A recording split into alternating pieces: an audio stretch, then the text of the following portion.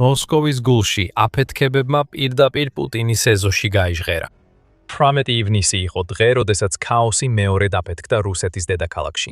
კიდევ ერთი ნავთობგადამამუშავებელი ქარხანა იწვის და ამჯერად ეს ქარხანა ყველაზე ახლოსაა რუსეთის ხელისუფლების გულთან. რაც ახლა ვნახეთ, ეს იყო ყველაზე დიდი აფეთქება, რომელმაც მოსკოვი შეარღია, რადგან უკრაინა გზავნის მესიჯს, რომ შეუძლია ნებისმიერ დროს, ნებისმიერ ადგილას დაარტყას რუსეთში. მაგრამ საქმე მხოლოდ ნავთობის დაცვაში არ იყო. ეს იყო შურისძიება, რადგან უკრაინა აიძულებს რუსეთს გადაიხადოს სასტიკი დარტყმებისთვის, რომლებმაც მშვიდობიანი მოსახლეობა იმსხვერპლა. რაც უკრაინამ ახლა მოახერხა, ეს ჩვეულებრივი დარტყმა არ იყო. სამიზნე იყო მოსკოვის ნავთობგადამამუშავებელი ქარხანა. საერთოდ არ არის მოსკოვის ოლქის გარეუბანში. ეს ნავთობგადამამუშავებელი ქარხანა მდებარეობს სულ რაღაც 15 კილომეტრში რუსეთის ძალაუფლების გულიდან, კრემლიდან. შეგიძლიათ ჩაჯდეთ მანქანაში და კრემლიდან ამ ნავთობგადამამუშავებელ ქარხანამდე დაახლოებით 30 წუთში მიხვიდეთ. დრონი ამ მანძილს ბევრად უფრო სწრაფად დაფარავს. და ეს არის გზავნილი, რომელიც უკრაინას სურს პუტინის თავში ჩააგონოს. ეს ერთი ნავთობგადამამუშავებელი ქარხანა, რომელიც გაზპრომ ნეფტს ეკუთვნის, მოსკოვის გადარჩენისთვის კრიტიკულად მნიშვნელოვანია. ის ამარაგებს მოსკოვსა და მის მიმდებარე რეგიონს მოხმარებული ბენზინის 70%-ით და პასუხისმგებელია რეგიონში გაყიდული საწვავის პროდუქციის 40%-ის წარმოებაზე. 12 მილიონი ტონა ნავთობის გადამამუშავებელი სიმძლავრით. მოსკოვის ნავთობგადამამუშავებელი ქარხანა ერთ-ერთი ყველაზე დიდია მთელ რუსეთში და უკრაინამ მას ორჯერ დაარტყა. პირველი დარტყმა მიუხედავად იმისა, რომ შთამბეჭდავი იყო, საბოლოოდ გაფრთხილების გასტროლად იქცა. 16 ივნისს უკრაინის დრონები ქარხნის ცენტრში შევიდა და ძირითადი ნავთობის გადამამუშავებელი დანადგარი გაანადგურა.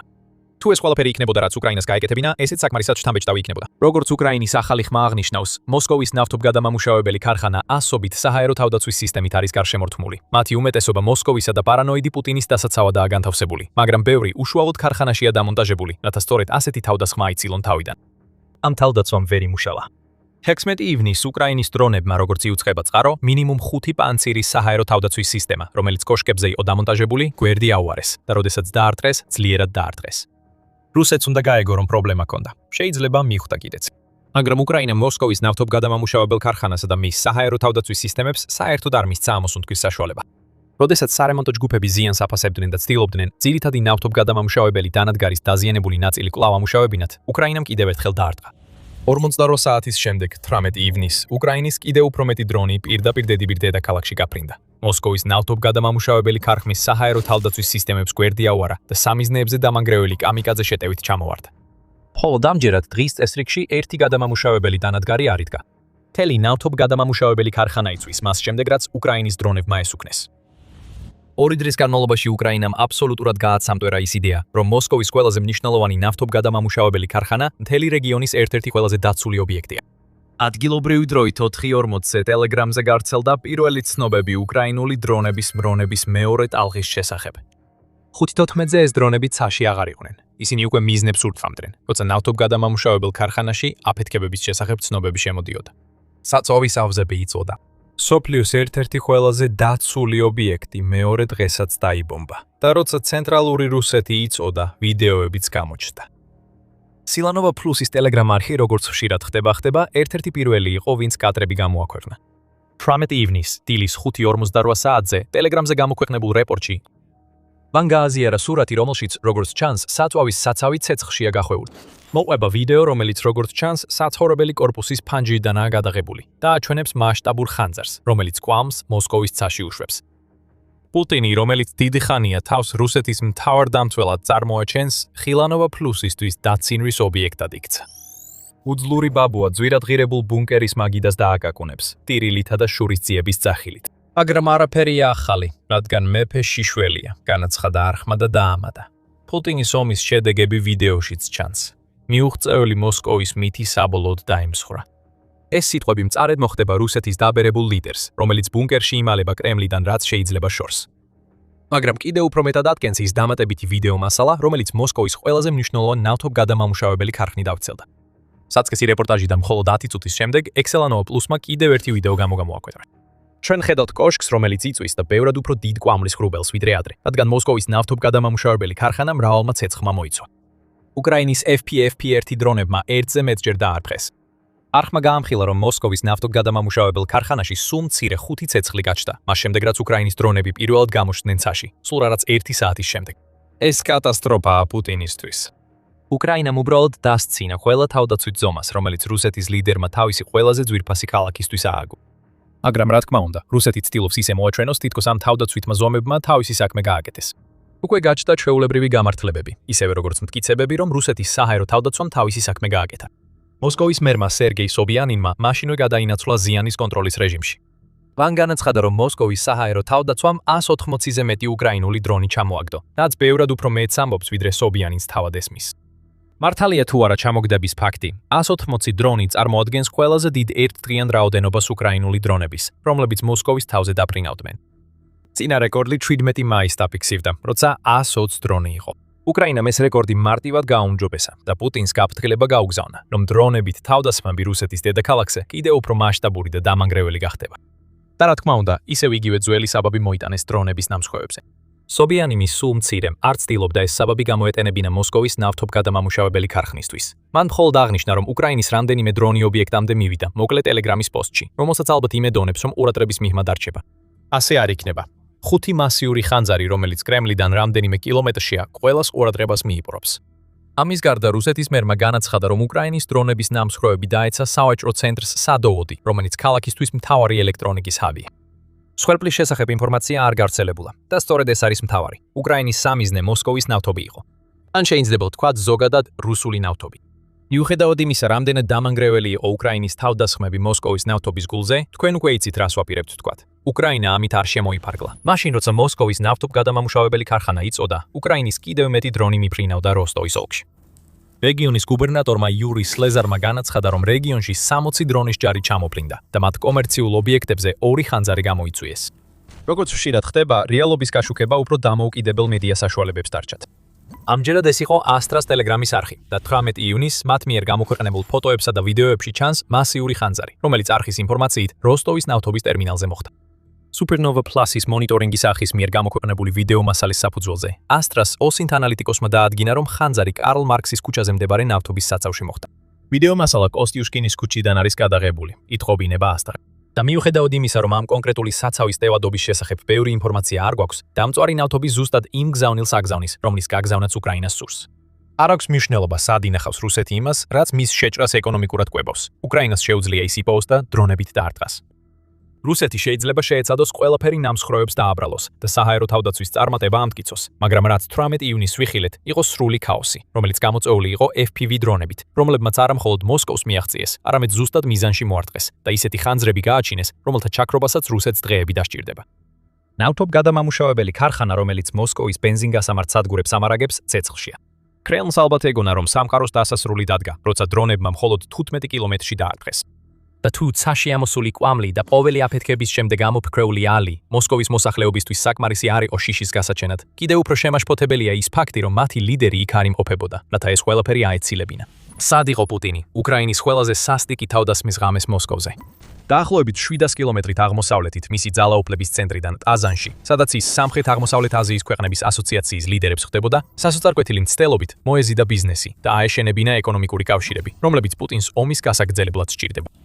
ამ დროს კი მოსკოვის ყველაზე მნიშვნელოვანი ნავთობგადამამუშავებელი ქარხანა იწოდა. მოსკოვის ყველა აეროპორტი იკეტებოდა.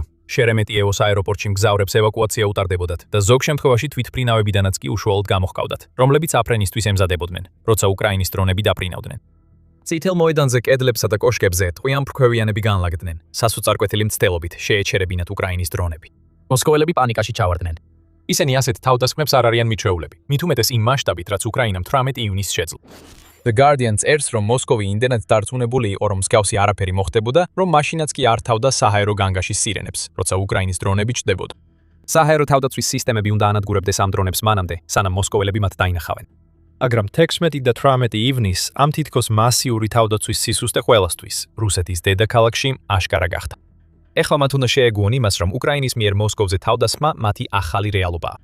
მაგრამ უკრაინისთვის ეს მხოლოდ იმის დამტკიცება არ იყო, რომ მისი FPV-1 დრონები მოსკოვის გულში დარტყმას შეძლებენ. ზუსტად ერთი დღით ადრე, სანამ დრონები გაფრინდებოდნენ, რუსეთმა თავდასხმა განახორციელა. უკრაინას შურის ძიება სურდა და მოსკოვის ნავთობგადამამუშავებელი ქარხნის დაწვა სწორედ ის იყო, რითაც შური იძია. მაგრამ სანამ უფრო ღრმად ჩაუღმავდებით იმას, თუ რა გააკეთა რუსეთმა ასეთი გამანადგურებელი შურის ძიების გამოსაწვევად, შეგახსენებთ, რომ თქვენ უყურებთ The Military Shows. თუ ჯერ არ გაქვთ გამოწერა, ეხლა იდეალური დროა დააჭიროთ ამ ღილაკს. 15 ივნისი დღეა, რომელიც კიევის მცხოვრებლებს ცუდი მიზეზებით დიდხანს დაამახსოვრდებათ. რუსეთმა სწორედ იმ დღეს გადაწყვიტა კიევისა და უკრაინის სხვა რეგიონების წინააღმდეგ დარტყმების ტალღის განხორციელება. მხოლოდ სამხედრო ობიექტები არ იყო პუტინის დღის წესრიგში. უკრაინის მშვიდობიანი მოსახლეობის დატერორება იყო ერთადერთი, რის მიღწევაც რუსეთს სურს სურდა და სწორედ ეს გააკეთა. რუსეთის დარტყმის ბოლოს სულ მცირედ 11 უკრაინელი იყო დაღუპული.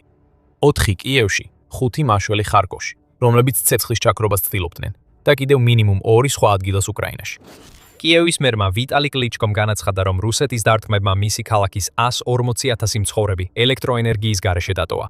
უკრაინის პრეზიდენტმა ვოლოდიმირ ზელენსკიმ მოგვიანებით განაცხადა, რომ რუსეთის 611 დრონმა და 70 რაკეტამ უკრაინის მასშტაბით 43 ადამიანი დააზიანა.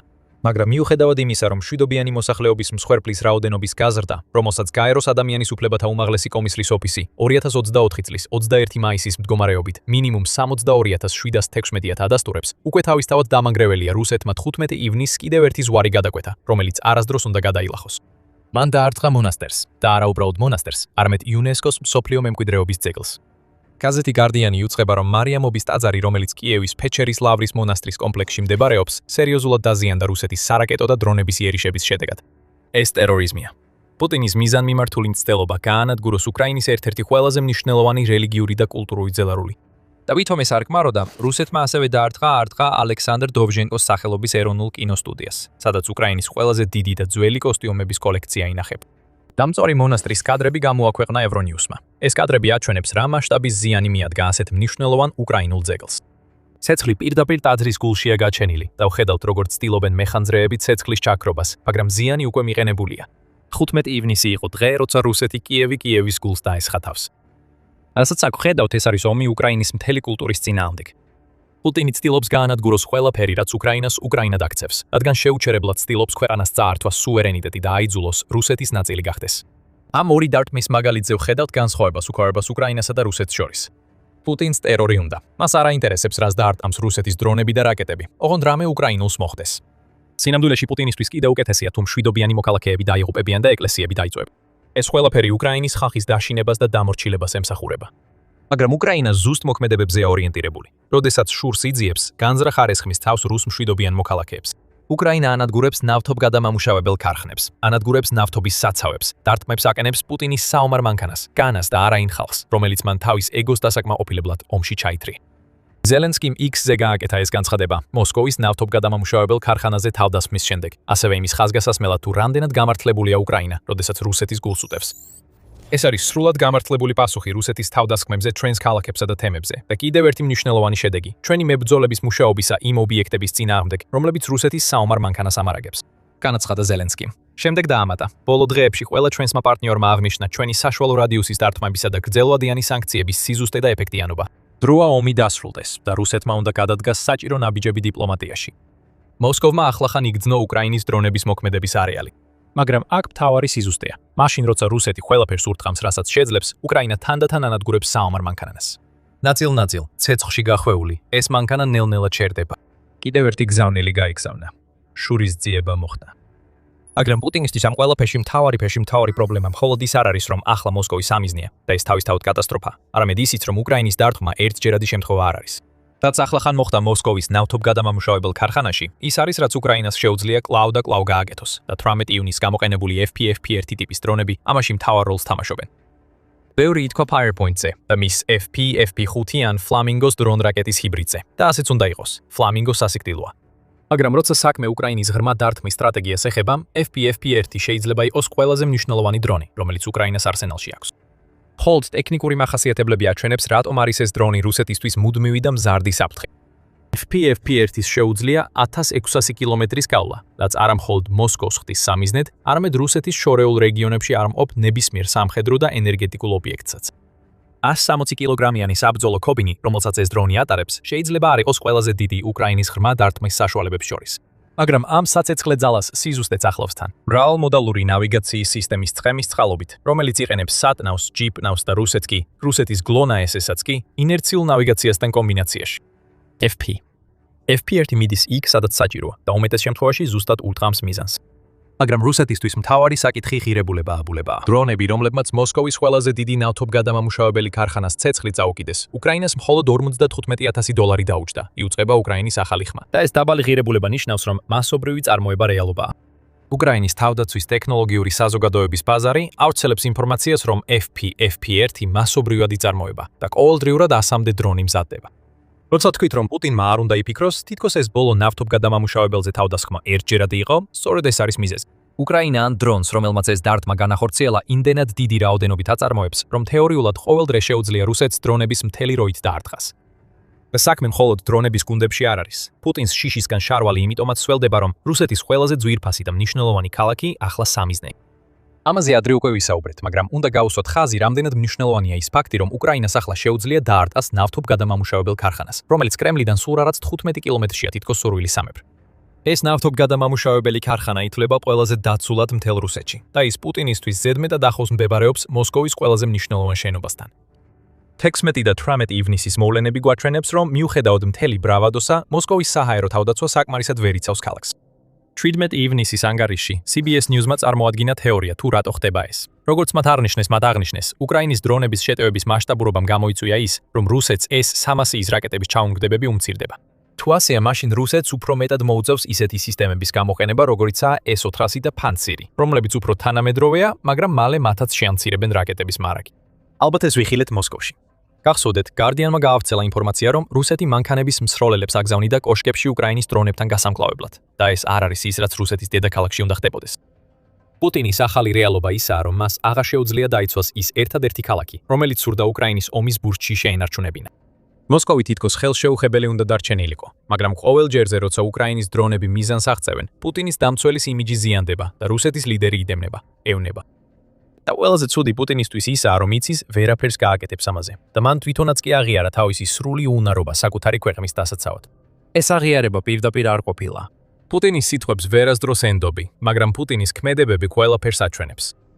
გაიხსენეთ 9 მაისი. ეს იყო რუსეთის საცოდავი გამარჯვების დღის აღლუმი, სადაც საერთოდ არ ჩანდა სამხედრო ტექნიკა, რაც ამ დღესასწაულისთვის ჩვეულებრივია. რატო? რუსეთს ეშინოდა, რომ უკრაინის დრონები აღლუმზე შეიჭრებოდნენ და ამ ტექნიკას მთელი მსოფლიოს თვალწინ გაანადგურებდნენ. რუსეთის სამხედრო ძალის ყველაზე დიდი დემონსტრაცია სრულიად უმნიშვნელო მოვლენად იქცა. ეს პუტინის აღიარებაა. წითელ მოედანზე ტანკების არგავლა პუტინის გზავნილია მოსკოვის მოსახლეობისთვის, რომ ის ვეღარ იცავს მათ. და თუ ეს საკმარისი არ იყო იმისთვის, რომ გზავნილი გასაგები ყოფილიყო, კრემლიდან 15 კილომეტრში მდებარე ნავთობგადამამუშავებელი ქარხნის ხანძარი ამ აღიარებას უფრო ნათელს ხდის, ვიდრე ოდესმე. ეხლა მოსკოვის სამიზნეა. ქალაქის საჰაერო თავდაცვა გაშიშვლებულია, ომის მანქანისთვის კრიტიკული ობიექტები იბომბება და ყოველდღიურად უკრაინა კიდევ ათეულობით დრონს აშენებს, რომლებსაც რუსეთი ვერ აჩერებს. ზეწოლა პუტინზე იზრდება და ასეც უნდა იყოს. წარმოადგინეთ გეგმა უკრაინის ომის დასასრულებლად. ეს არის მოთხოვნა, რომელიც რუსეთის პარლამენტის ერთ-ერთმა წევრმა პირდაპირ ვლადიმერ პუტინს წაუყენა და რუსეთის პრეზიდენტი შეძრულია. მის პარლამენტს ასეთი რამეების თმა არ ეკუთვნის. და ამ ხალხმა იცის, რომ მათ უნდა დაიხარონ და ბეჭედს აკოცონ. აკრძალულია თუ არა ეს მაინც ითქვა, ომი ძალიან დიდხანს გაგრძელდა. რუსეთი დაშლის ზღვარზეა და ეს ყველაფერი პუტინის ბრალია. პუტინი გაცეცხლებულია. მაგრამ ის ასევე აღიარებს, რომ მას რეალობის მწარე დოზა მისცა იმ ადგილმა, რომელიც თითქოს მის ნარატივს უნდა ამყარებდეს. განცხადებებში, რომლებმაც რუსეთის პარლამენტი შეძრა და კრემლის გულში შოკის ტალღები გაგზავნა, ვიაჩესლავ მარკაევმა მკაცრად გააკრიტიკა ნარატივი, რომელსაც პუტინი უკრაინაში ავითარებს. სახელმწიფო დუმის დეპუტატი და რუსეთის კომუნისტური პარტიის წევრი. პარტიისა, რომელიც ერთ-ერთია იმ მცირერიცხოვან პარტიათაგან, რომლებიც თანამედროვე რუსეთში პუტინს წინააღმდეგობას უწევენ. მარკაევმა გრძელი ტირადა წარმოთქვა, რომელშიც პუტინი არაეფექტურ ლიდერობაში დაადანაშაულა. შემდეგ ჩამოთვალა მიზეზების სია, თუ რატომ ამტკიცებს, რომ მისი განცხადება 100%-ით სწორი. კორუფციის ტალღები, რომლებიც მთელ რუსეთში ვრცელდება, ოლიგარქია, რომელიც პუტინის პოლიტიკით არის გამაგრებული. და ყველაზე დამანგრეველი, მარკაევის თქმით, ყველაზე აქტიური და რეპროდუქციულად უნარიანი მოსახლეობის ნაწილის განადგურება. ყველაფერი ახლა პუტინის ფრებზეა. მესიჯი ნათელია. პუტინმა უკრაინაში სისხლის ღრუისთვის მთელი რუსი თაობა შესწირა და დროა პასუხი აგოს ამისთვის. ილუზიების დრო დასრულდა. ქვეყანა სოციალური რეაფეთქების ზღვარზეა და ამისთვის პასუხისმგებლობა მთლიანად გამყარებულ მმართველ ძალას დაეკისრება, განაცხადა მარკაევმა, როცა პუტინი მთელი რუსეთის პარლამენტის წინაშე გააკრიტიკა. მან დაამატა: თუ სიტუაცია გაგრძელდება, სოციალური არეულობა და ქაოსი უფრო მოსალოდნელი გახდება. დასავლეთი გარდაულად გამოიყენებს ამას, რათა გაანადგუროს რუსეთის სახელმწიფოებრიობის ნაშთები, განაცხადა მარკაევმა თავის ბოლო მიმართვაში რუსეთის ლიდერისადმი. ამ კომენტარების გამორჩეული თვისება მათი თავხედობაა. ეს არ არის უბრალოდ პოლიტიკის შემმუშავებელი, რომელიც ბუნდოვან განცხადებებს აკეთებს იმის შესახებ, რომ უბრალოდ იქნებ, პუტინმა არასწორი ადამიანები შემოიკრიბა და უნდა დაფიქრდეს კურსის შეცვლაზე. ეს არის გაფრთხილება, რომელიც რუსეთის პარლამენტიდან პირდაპირ ძალაუფლების ცენტრში გაისმა და ამბობს, რომ პუტინი არის მარცხისპირასპყოფი ლიდერი, რომელსაც მალე თავის ადგილს მიუჩენენ. მაგრამ აი აქედან პუტინისთვის ყველაფერი მართლაც სერიოზული ხდება. ეს უბრალოდ პარლამენტის რომელიმე თვითნებური წევრის თავდასხმა არ არის. მარკაევი წარმოადგენს რუსეთის შიგნით მზარდი რისხვის წყაროს, რომელიც ვრცელდება არა მხოლოდ პუტინის პროკრემლის ბანდის სხვა წევრებზე, არამედ იმ ადამიანებზეც, რომლებზეც პუტინი ეხორდნობა, რომ ისინი მზად იქნებიან თავი გასწირონ მისი სისხლიანი უკრაინული კამპანიისთვის. მარკაევი უბრალოდ ბოლო გამორჩეული ფიგურაა რუსეთში, რომელსაც ქვეყნის პრეზიდენტის წინააღმდეგ აქვს განწყობა. მაისის შუა რიცხვებში რენა სულიმანოვმა, რომელიც რუსეთის კომუნისტური პარტიის კიდევ ერთი სახელმწიფო დუმის დეპუტატია, ინტერვიუში განმარტა, რომ მისი აზრით სპეციალურ სამხედრო ოპერაციას დამანგრეველი გავლენა აქვს რუსეთს. რუსეთის ეკონომიკა ვერ გაუძლებს უკრაინის ომის ხანგრძლივ გაგრძელებას, განაცხადა დეპუტატმა და აღნიშნა, რომ სამხედრო ხარჯები ახლა რუსეთის ბიუჯეტის 40%-ზე მეტს შეადგენს და რომ სამხედრო სექტორის პროდუქციას არ აქვს სამომხმარებლო ღირებულება. ამავე დროს ბიუჯეტის მიღება შემცირებული სამხედრო ხარჯებით ყველაზე რთული საქმე არ არის, მაგრამ რა მოუვა თავდაცვის ინდუსტრიაში დასაქმებულ ადამიანებს. ამჟამად იარაღით მყოფებსაც რომ დავუმატოთ, მილიონი ადამიანი დაბრუნდება სამოქალაქო ცხოვრებაში. სად არის სამუშაო ადგილები, ღირსეული ხელფასები და სოციალური ადაპტაცია? სულიმანამ იკითხა. და მას თავისი აზრი აქვს. პუტინს როგორც ჩანს, არც ის აქვს დაგეგმილი რა მოხდება უკრაინის შემდეგ, ისევე როგორც არ აქვს გეგმა რა ცდილობს რუსეთი ახლა უკრაინაში. და კიდევ ერთმა პოლიტიკოსმა საჯაროდ გააკრიტიკა რუსეთის ლიდერი. კარგი, ესენი რუსეთის კომუნისტური პარტიის წარმომადგენლები არიან. ისინი უფრო გაბედულები ხდებიან, მაგრამ მაინც პუტინის ოპოზიციური პარტია, ასე რომ ბუნებრივია ასეთ განცხადებებს აკეთებენ სახელმწიფო დუმაში. შეიძლება თუ დავივიწყებთ პუტინის მიდრეკილებას, უზრუნველყოს, რომ მის ოპონენტებს რაღაცნაირად გულაგებში ამოჰყავთ თავი, ან ღია ფანჯრებიდან ვარდებიან. მაგრამ რომ გავამახვილოთ ყურადღება, მხოლოდ ოპოზიციონერი პოლიტიკოსები არ აკრიტიკებენ პუტინს. კიდევ ერთი გამორჩეული ფიგურა, რომელიც პუტინის მმართველობის დასრულებას მოითხოვს, არის ილია რემეზლო. ომის უმეტეს ნაწილში ის პუტინის ერთ-ერთი ყველაზე დიდი მაამებელი იყო, რადგან წლები გაატარა პუტინის რეჟიმის კრიტიკოსების დევნაში და ჟურნალისტების წინააღმდეგ შავი კამპანიების ჩატარებაში, რომლებიც პუტინის მარცხებს ამხელდნენ. ეხლა რემეზლო პუტინს პეი-აქცია. ის კრემლის მხარდამჭერიდან პუტინის წინააღმდეგ გადაერთო, როცა ტელეგრამზე თავის 80,000 გაუნწერს პოსტი გაუზიარა და აუხსნა, რატომ აღარ უჭერს მხარს პრეზიდენტს, რომელსაც წლების განმავლობაში სიყვარულს ეფიცებოდა. ისევ ხედავთ იგივე ტიპის არგუმენტაციას. სუსტი სამხედრო ხელმძღვანელობა, რუსი ხალხის ერთი თაობა, რომელიც წარუმატებელი ომის გამო დაიღუპა, რუსეთის ეკონომიკის კოლაფსი. პუტინი არალეგიტიმური ლიდერია, წერს რემეზლო თავის სტატიაში და ის უნდა გადადგეს და ომის დამნაშავედ გასამართლდეს. არ შეგეშალოთ, ეს პესიმისტები ვირთხები არიან და ისინი აკეთებენ იმას, რასაც ვირთხები აკეთებენ. გარბიან ჩაძირვის პირას მყოფი გემიდან, როცა ხედავენ, რომ ის მალე ჩაიძირება. აი ეს არის პუტინი ახლა. გემი, რომელიც ღია ზღვაში აფეთქებულია. ისინი, ვინც ოდესღაც მხარს უჭერდა მას, გარბიან. ისინი, ვინც შესაძლოა მხოლოდ იმის შიშით უჭერდნენ მხარს, თუ რას გააკეთებდა ის, თუ კი არ დაუჭერდნენ, ახლა ბევრად უფრო გაბედულები ხდებიან. შიში გაქრა, გზავნილი ვრცელდება. რუსეთის სრული სოციალური კოლაფსის ზღვარზეა და ეს ყველაფერი პუტინის ბრალია. პუტინი შეიძლება გაბრაზებული იყოს იმაზე, რასაც ეს პოლიტიკოსები და ყოფილი თანამოაზრეები მასზე ამბობენ, მაგრამ ის შეშინებული იქნება იმ ფაქტით, რომ მათი სიტყვები, როგორც ჩანს, რუს მოსახლეობაში პოულობს გამოხმაურებას. თუ მხოლოდ რამდენიმე ცნობილი ფიგურა აკრიტიკებდა პუტინს, რუსეთის ლიდერი ძალიან არ ინერვიულებდა. რუსეთში უამრავი ღია ფანჯარაა და საკმარისზე მეტი შესაძლებლობა არსებობს, რომ ზოგიერთმა ადამიანმა საშიში დაცემა განიცადოს. მაგრამ პუტინის ნამდვილი პრობლემა ისაა, რომ რუს მოსახლეობაში არსებობს უკმაყოფილების ფარული ტალღა, რომელიც თან სდევს ამ ყველაფერს, რასაც პარლამენტარების პირიდან ამოფრქვეული რისხვა მოხვდება. მოდით ჩავხედოთ გამოკითხვებს. მოიცადეთ ერთი წამით. ამას ვერ გავაკეთებთ. რატომ, როგორც ტელეგრაფი იწვება, რუსეთის საზოგადოებრივი აზრის კვლევის ცენტრი, ანუ VCIM, რომელიც სახელმწიფო კონტროლს ექვემდებარება, აღარ გამოაქვეყნებს პუტინისადმი ნდობის რეიტინგებს, რომლებიც ადრე ღიად იყო ხელმისაწვდომი. ჩვენ აქ ირონიულად არ ვამბობთ ღიას. VCIM ატარებს როგორც ღია, ასევე დახურულ გამოკითხვებს. ბოლო შემთხვევაში გამოკითხვის ორგანიზატორი პირდაპირ ეკითხება რესპონდენტებს, ენდობიან თუ არა პუტინს და მის გარემოცვას. მაგრამ ღია გამოკითხვები განსხვავებულია. ისინი რესპონდენტებს თხოვენ დაასახელონ პოლიტიკოსები, ვისაც ენდობიან, ყოველგვარი მინიშნების გარეშე. და სწორედ ეს გამოკითხვებია, რომლებიც გაძლევთ საშუალებას ნახოთ საშუალო რუსის ნდობის რეალური მდგომარეობა პუტინის მიმართ 2026 წელს. მარტში პუტინზე დახურულ გამოკითხვებში მონაწილეთა 70%-ზე მეტმა განაცხადა, რომ ენდობოდა რუსეთის ლიდერს. არა ისეთი მაღალი, როგორც პუტინს სურდა ენახა, მაგრამ საკმარისად კარგი იმ ტიპის გამოკითხვისთვის, რომელსაც თან ახლავს ფარული გაფრთხილება, რომ ვინ სიტყვის ლიდერს არ ენდობა, შეიძლება დაისაჯოს.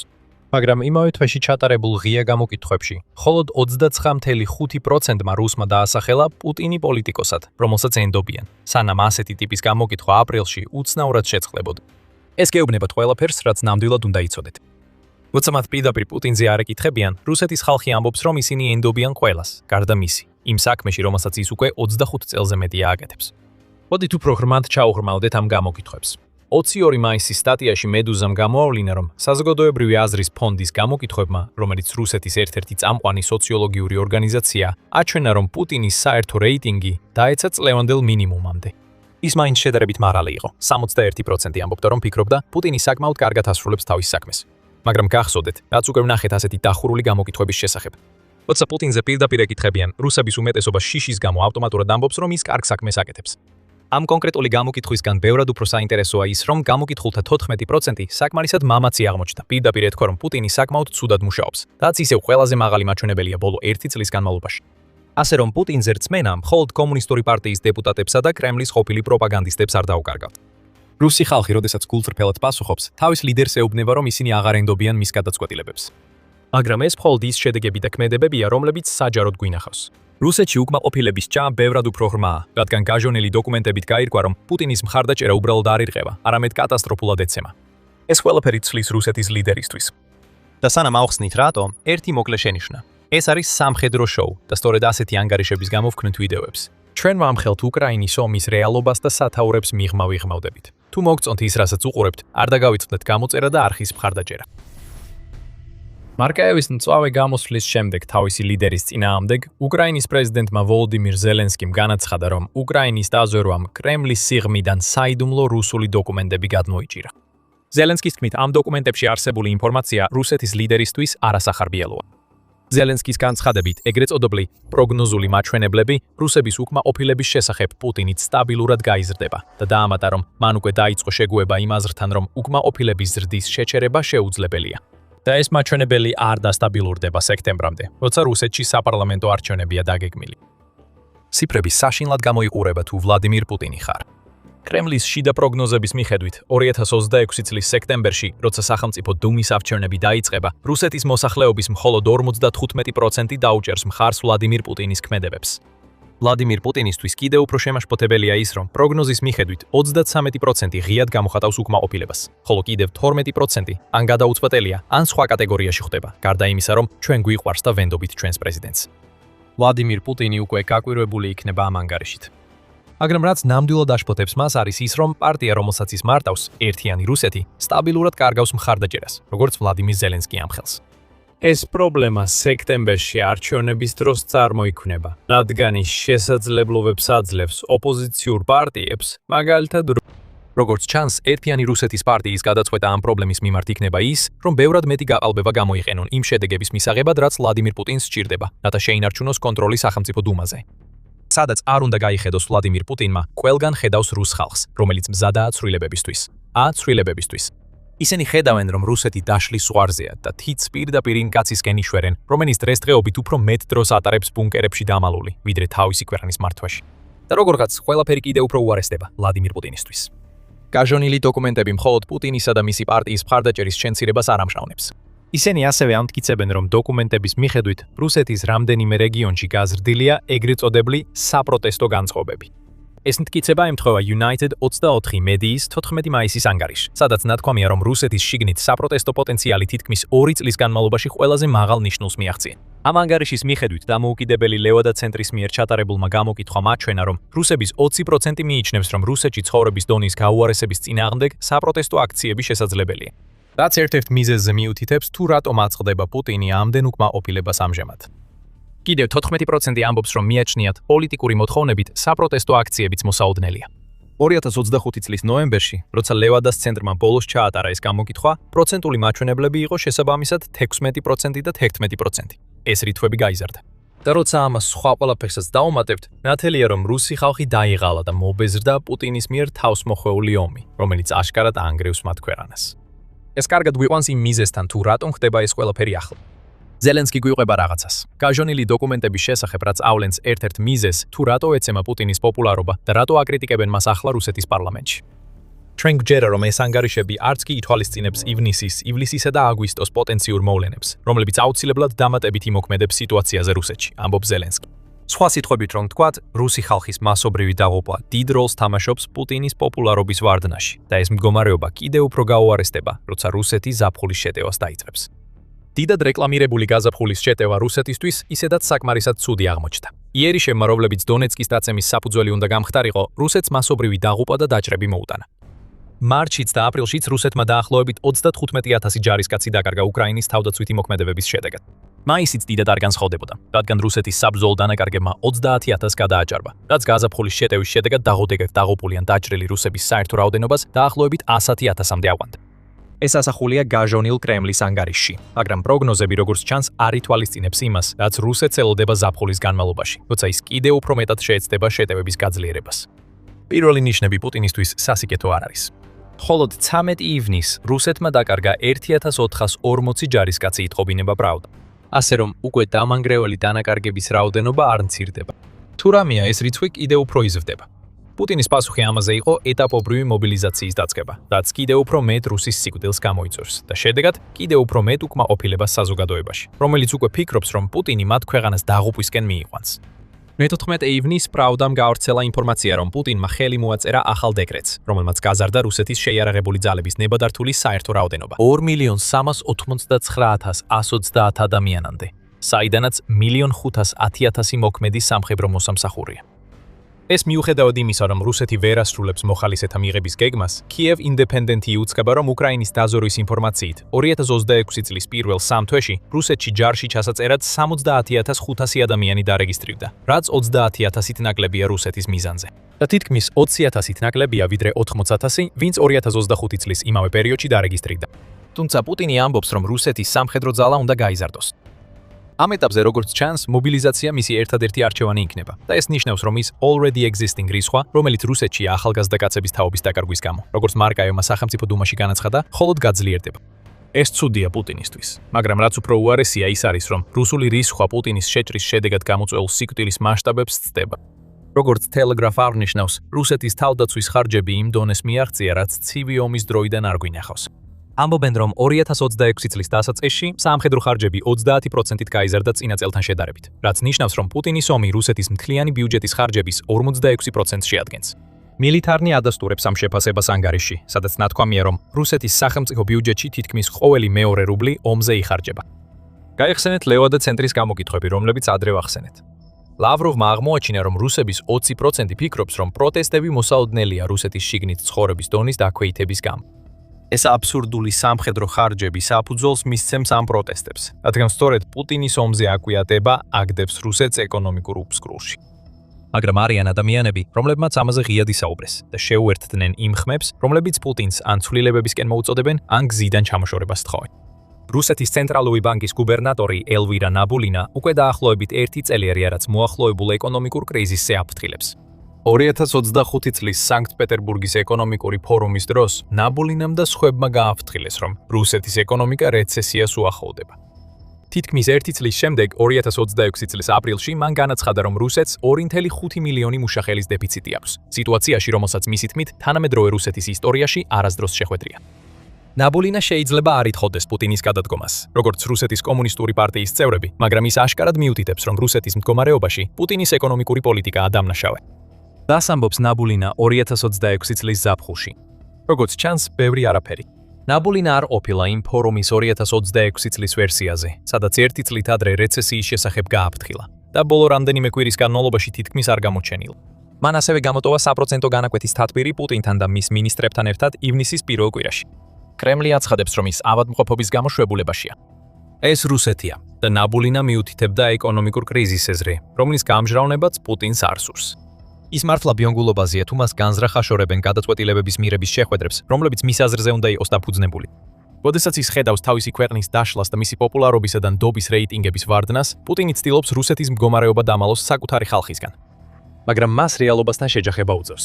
როგორც UN-მა 11 ივნისს გაავრცელა, კვლევა მაჩვენა, რომ რუსეთის ფინანსური რეზერვები თითქმის ამოწურულია. ისინი დაეცა ქვეყნის მთლიანი შიდა პროდუქტის 1.8%-მდე, რადგან ენერგორესურსებიდან მიღებული შემოსავლები წლიდან წლამდე 45%-ით შემცირდა.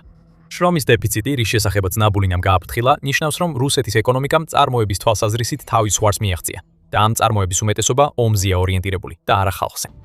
სხვა გამოკითხვა, ამჯერად ნესტის ცენტრის მიერ ჩატარებული, აჩვენებს, რომ რუსეთის მძიმე ეკონომიკური მდგომარეობა ხალხში უკმაყოფილების გამომწვევი ფაქტორია. ამ გამოკითხვის მიხედვით, მხოლოდ რუსების 15%-ს აქვს დადებითი მოსაზრება პუტინის ეკონომიკურ პოლიტიკაზე, ხოლო მესამედს უარყოფითი შეხედულება. კლავაც გამოკითხვებიდან ჩანს გაბრაზების ნიშნები, მაგრამ პუტინი არ იხდევა. ის იმდენად ჯიუტად ცდილობს უკრაინის დაპყრობას, რომ აგრძელებს რუსეთის უფსკრულში ჩაყვანას. ყოველ თვე ათასობით ადამიანი იღუპება. საოკუპაციო ომის გასაგრძელებლად სულ უფრო მეტი ფულია საჭირო. მიუხედავად ამისა, პუტინი პასუხობს ბრძანებულებების ხელმოწერით რუსეთის არმიის რაოდენობის გასაზრდელად, რაც ამ პრობლემებს კიდევ უფრო ამძაფრებს. ბარკაევი მართალია, რუსეთი სოციალური აფეთქების ზღვარზეა. მაგრამ უმეცარი პუტინი ამას მაინც ვერ ამჩნევს. ის ზღუდავს და უარყოფს, ყურადღებას ისე უკრაინაზე ამახვილებს, მაშინ როცა განგაშის ზარები რეკავს და გაფრთხილებები ისმის.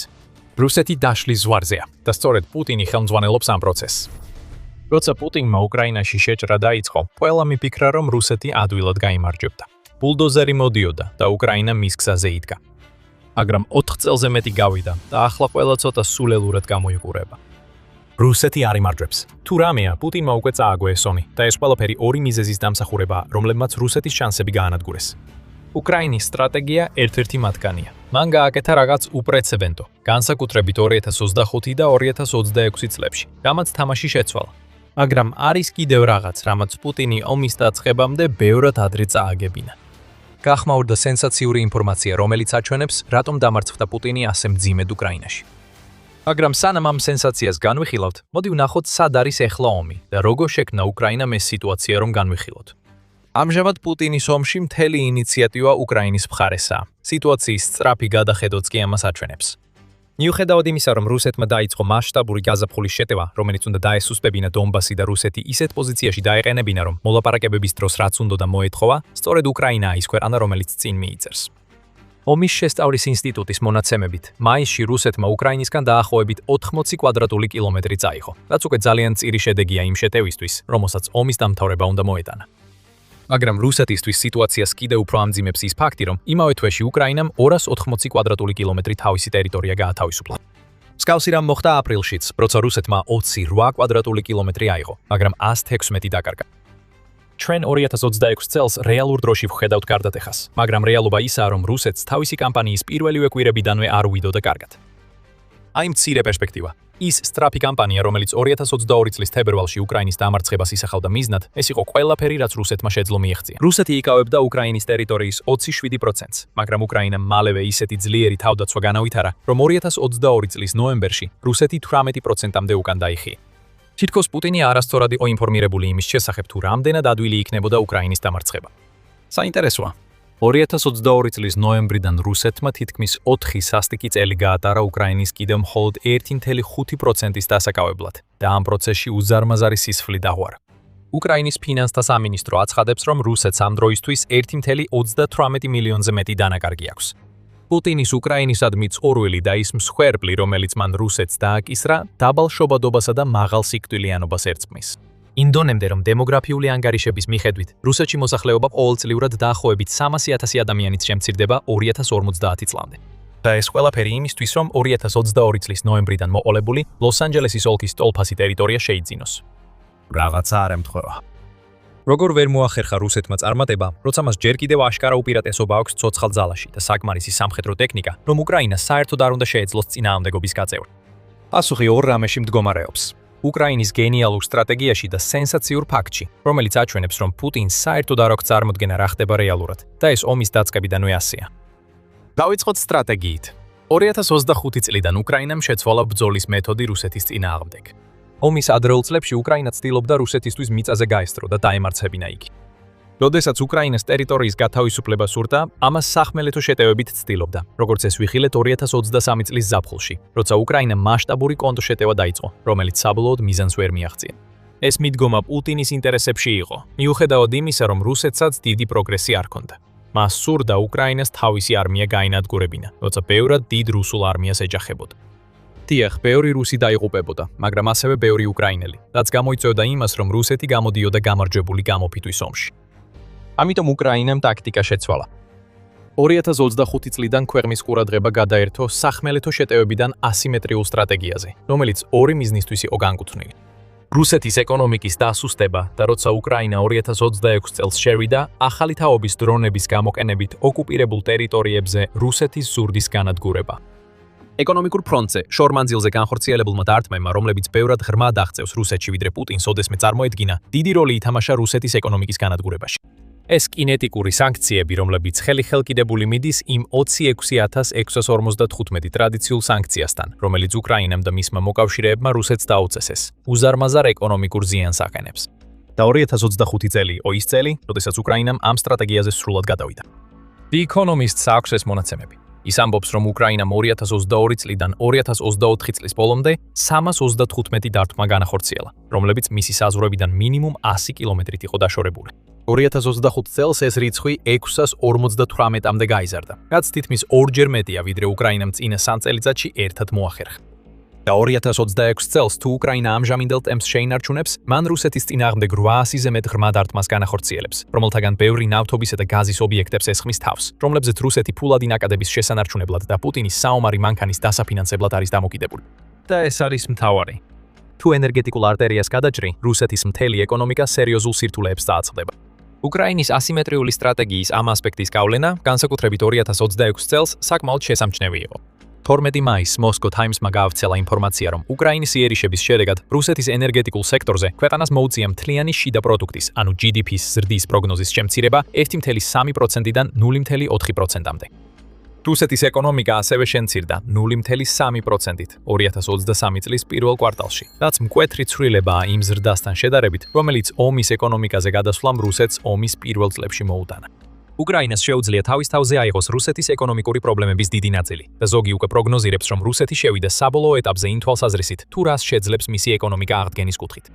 ილის ინსტიტუტი ერთ-ერთია მათ შორის. 11 ივნისის სტატიაში მან აღნიშნა, რომ რუსეთის ომის ეკონომიკამ თავის ზღვარს მიაღწია, რადგან რუსეთის ლიკვიდური სუვერენული ფონდის აქტივები აპრილში მხოლოდ 1,8%-მდე შემცირდა MŠP-სთან მიმართებით, მაშინ როცა შეჭრის დასაწყისში ეს მაჩვენებელი 6,5% იყო.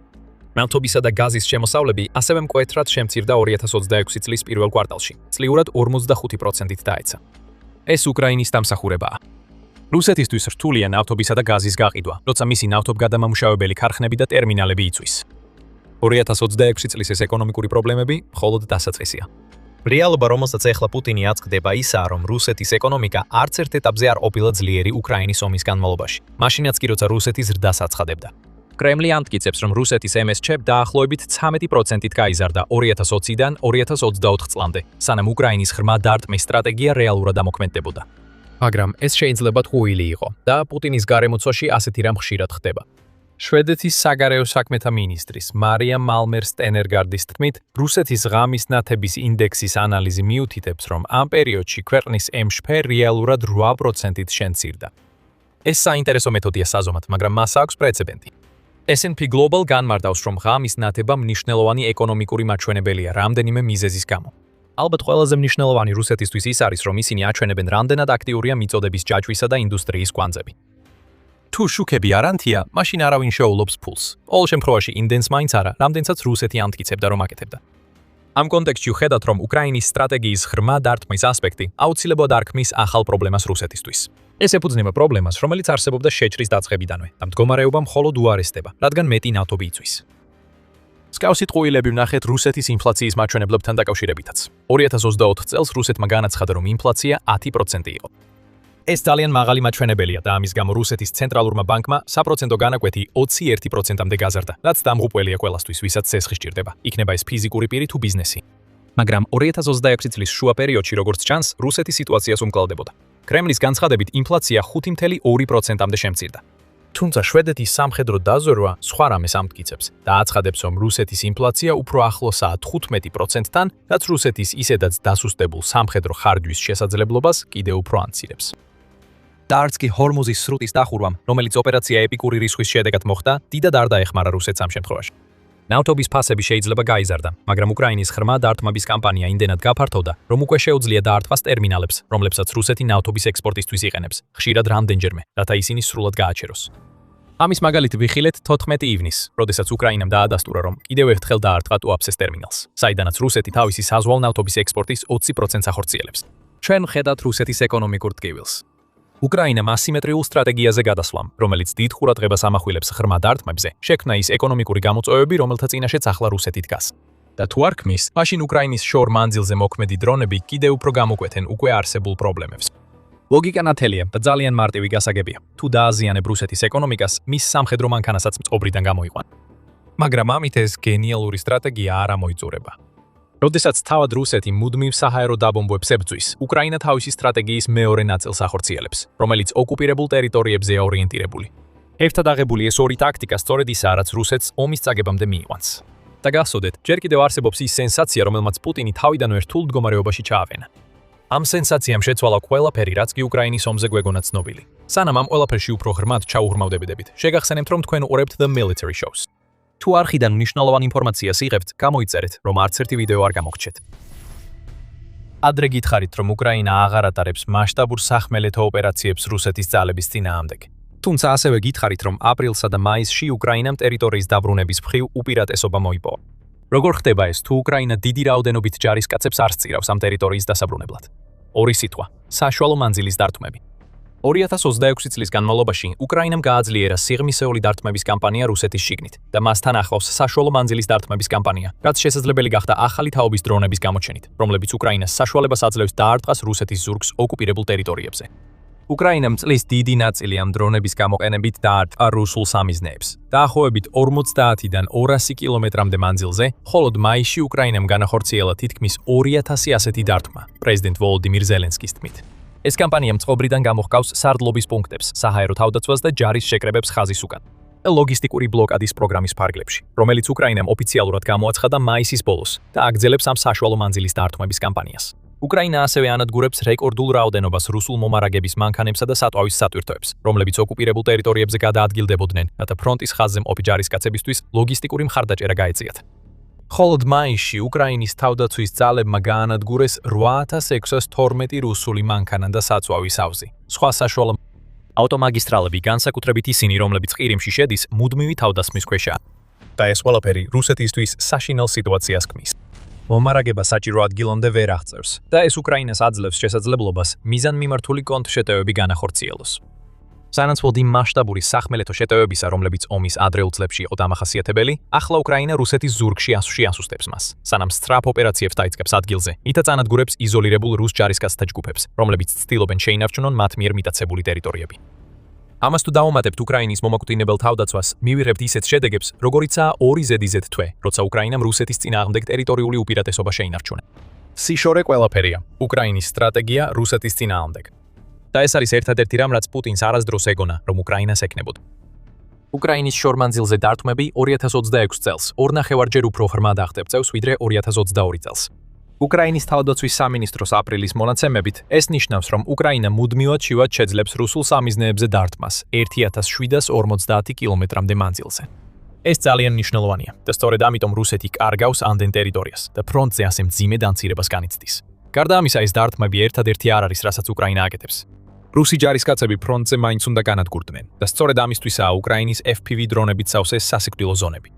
მოკლე რადიუსის სადაზვერო და დარტყმითი დრონები მუდმივად პატრულირებენ ფრონტის ხაზიდან 20 კილომეტრამდე მანძილზე, რათა მოძებნონ რუსი ჯარისკაცები და ტექნიკა, რომლებიც ფრონტზე მისვლას და შეტევის დაწყებას ცდილობენ. ეს კატასტროფის რეცეპტია.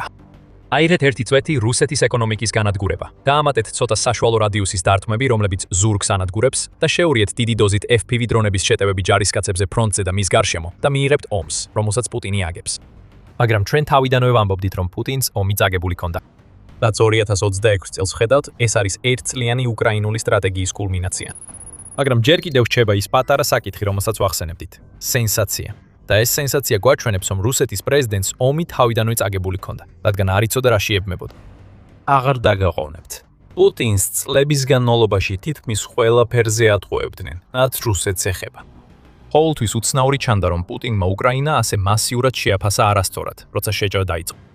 უკრაინის თავდაცვის სიმტკიცემ რუსეთი მოუმზადებელი დაიჭირა. ის გამოც აშშ-სა და ევროპის ოფიციალურმა პირებმა აღნიშნეს, რომ პუტინი თავიდანვე შეცდომაში შეიყვანეს უკრაინის სამხედრო ძალის რეალურ შესაძლებლობას. ამ ოფიციალურ პირებს არ იცოდნენ, რამდენად მართალი იყვნენ. 15 ივნისს United-24 მედია და Moscow Times-ი გამოავლინეს, რომ ვლადიმერ პუტინი ცხოვრობს რეალობის ალტერნატიულ ვერსიაში, რომელსაც მას რუსული სახელმწიფო ტელევიზია აწვდის. ამის შესახებ აცხადებს რუსეთის ყოფილი პროპაგანდისტი დმიტრი სკორობუტოვი, რომლის თქმითაც რუსეთის სახელმწიფო ტელევიზიები 2011 წლიდან აწვდიან ვლადიმერ პუტინს სპეციალურად მისთვის მომზადებულ ცალკე საინფორმაციო გამოშვებებს ეთერის მიღმა, რათა მას სახეზე ღიმილი გამოეჩინოს. ეს გადაცემები ისიც კი არ არის, რასაც რუსი ხალხი უყურებს. ისინი მზადდება მხოლოდ იმისთვის, რომ პუტინმა მხოლოდ კარგი ამბები ნახოს, მიუხედავად იმისა, არსებობს თუ არა ისინი, და სრულად აირიდოს ცუდი ამბები, რომლებიც შეიძლება მიანიშნებდეს, როგორ მიდის სინამდვილეში მისი უკრაინაში შეჭრა.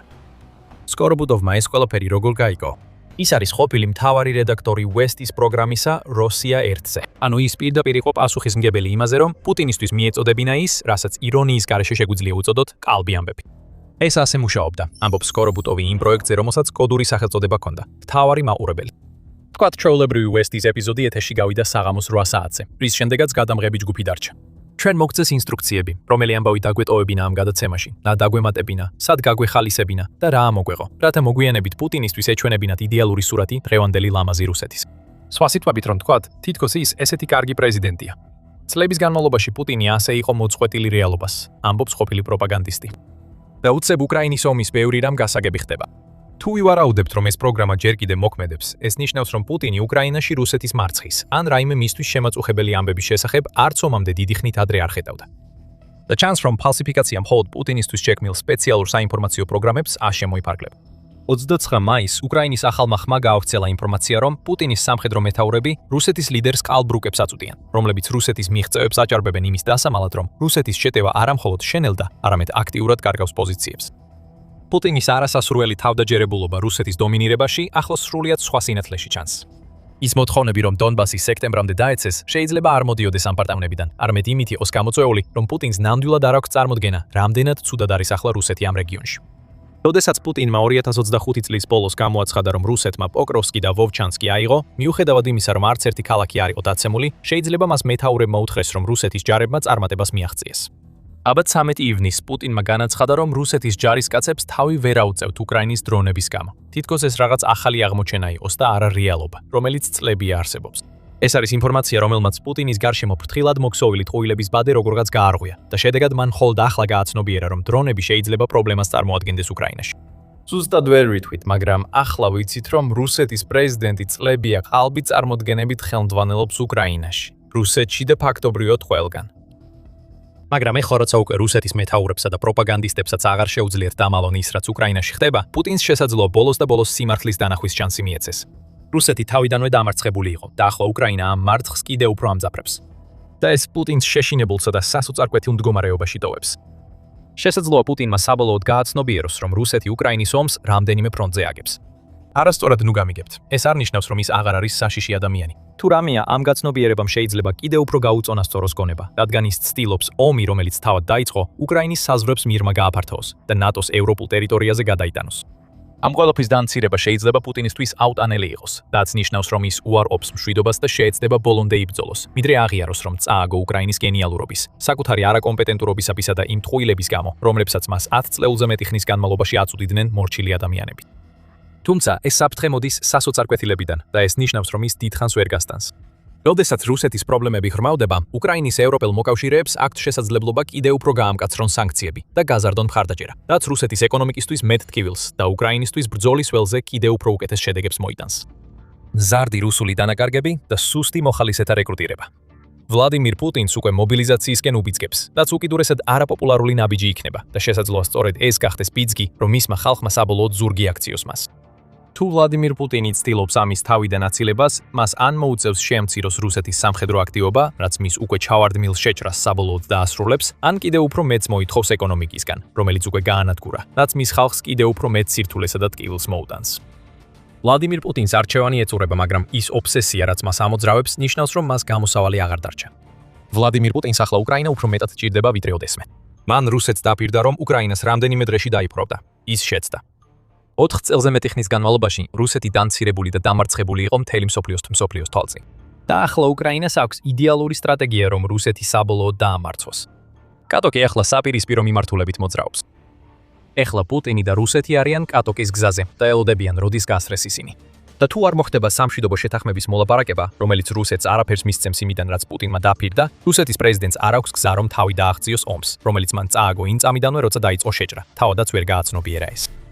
ეს უნდა ყოფილიყო ჩუმად, ბირთვული რაღაცის საიდუმლო გადაცემა, რომელიც შეუმჩნევლად უნდა განხორციელებულიყო და არასდროს აღმოჩენილიყო. მაგრამ ვირაცამ ეს გაიგო. რაც შეეხება გადაცემას, ის სრული კატასტროფით დასრულდა. რუსეთმა სცადა ბირთვული რეაქტორების გაგზავნა ჩრდილოეთ კორეაში, რათა ერთ-ერთი ბოლო დარჩენილი მოკავშირე შეენარჩუნებინა. მაგრამ ვიღაცამ რეაქტორები ხმელთაშუა ზღვაში ააფეთქა. ეს იყო აშშ-ო, გერმანია? საოცარია, მაგრამ ეს შეიძლება ჩინეთიც კი ყოფილიყო. ვინც არ უნდა ყოფილიყო, შედეგი ნათელია. ჩრდილოეთ კორეა რეაქტორებს ვერ მიიღებს. დავიწყოთ საფუძვლებიდან.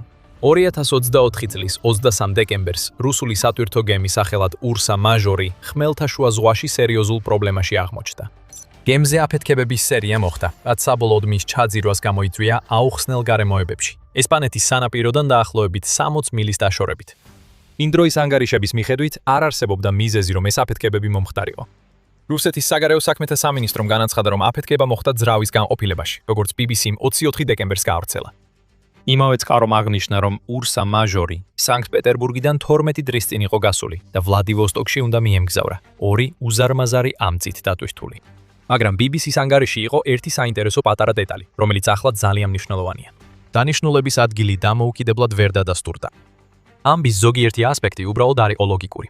ურსა მეიჯორი აშშ-ს და რამდენიმე სხვა ქვეყნის მიერ იყო სანქცირებული, რაც მას რუსეთის ჩრდილოვანი ფლოტის სავარაუდო ნაწილად აქცევდა.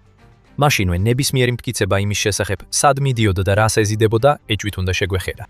გემი ასევე იმავე ხმელთაშუა ზღვის რეგიონში მიცურავდა, სადაც კიდევ ერთი სანქცირებული რუსული გემი სპარტა იმყოფებოდა.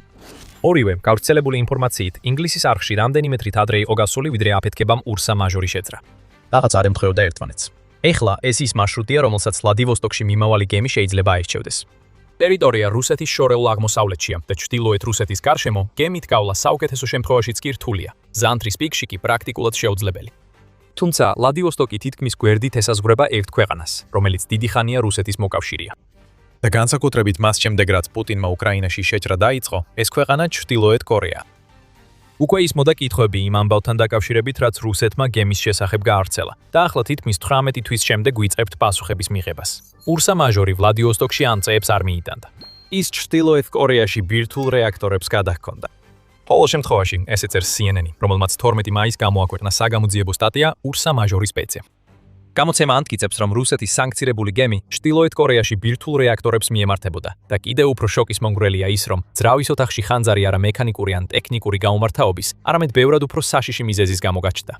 სანამ ამაზე გადავიდოდეთ, მოდით გავყვეთ იმ გზას, რომელიც ურსა მაჟორმა გაიარა, სანამ ზღვის ფსკერზე არ მოჩნდებოდა. სანქცირებული გემი ყოველთვის ურსა მაჟორი არ ერქვა. ერთ დროს მას სპარტა 3 ერქვა და ის ვეტერანი იყო რუსეთის სირიის კამპანიაში, სადაც მას რუსული აღჭურვილობის ქვეყნიდან გადატანისთვის იყენებდნენ.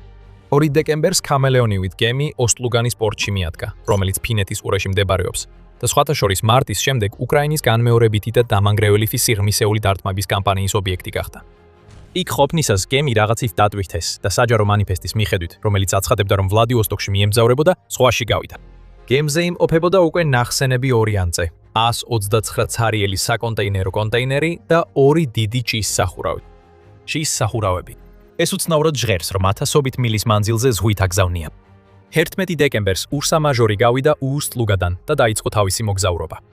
მისი გადაადგილება მთლიანად აკვირდებოდნენ, ჯერ ინგლისის არხში, შემდეგ კი როცა საფრანგეთის სანაპიროს გასწვრივ გადაადგილდებოდებოდა. პორტუგალიის საზღვაო ძალების თვითმფრინავები და გემები აკვირდებოდნენ გემს, როცა ის მათ წყლებთან მიიწევდა და ამ კოლექტიურმა მეთვალყურეობამ დაადგინა, რომ ურსა მაჟორს თან ახლდა 2 რუსული სამხედრო გემი, ალექსანდრა ოტრიკოვსკი და ივან გრენი. პირველი არის რუსული სადესანტო გემი, რომელიც აღჭურვილია 2.57 მმ-იანი ქვემეხით და მრავალჯერადი სარაკეტო სისტემებისა და პორტატული საზენიტო სარენტარაკეტო კომპლექსების გამშვები დანადგარებით. რაც შეეხება მეორეს, ეს კიდევ ერთი სადესანტო გემია, რომელსაც საზღვაო ტექნოლოგიის მიხედვით აღჭურვილია იგლას ტიპის საზენიტო სარაკეტო სისტემებით, 76 მმ-იანი AK-100, 76 საზღვაო ქვემეხით და 30 მმ-იანი AK-630M2 ახლო მოქმედების იარაღის სისტემით. ეს საკმაოდ დიდი ცეცხლის ძალაა იმისთვის, რომ ჩვეულებრივ სატვირთო გემთან ერთად გაგზავნო. კიდევ ერთხელ ამბავი უცნაურ მიმართულებას იღებს. რას დასჭირდებოდა რუსულ სატვირთო გემს, თუნდაც სანქცირებულს, სრული სამხედრო ესკორტი, თუ მხოლოდ ამ წეებს, საკანალიზაციო ჭების სახურავებს და ცარიელ კონტეინერებს ეზიდებოდა.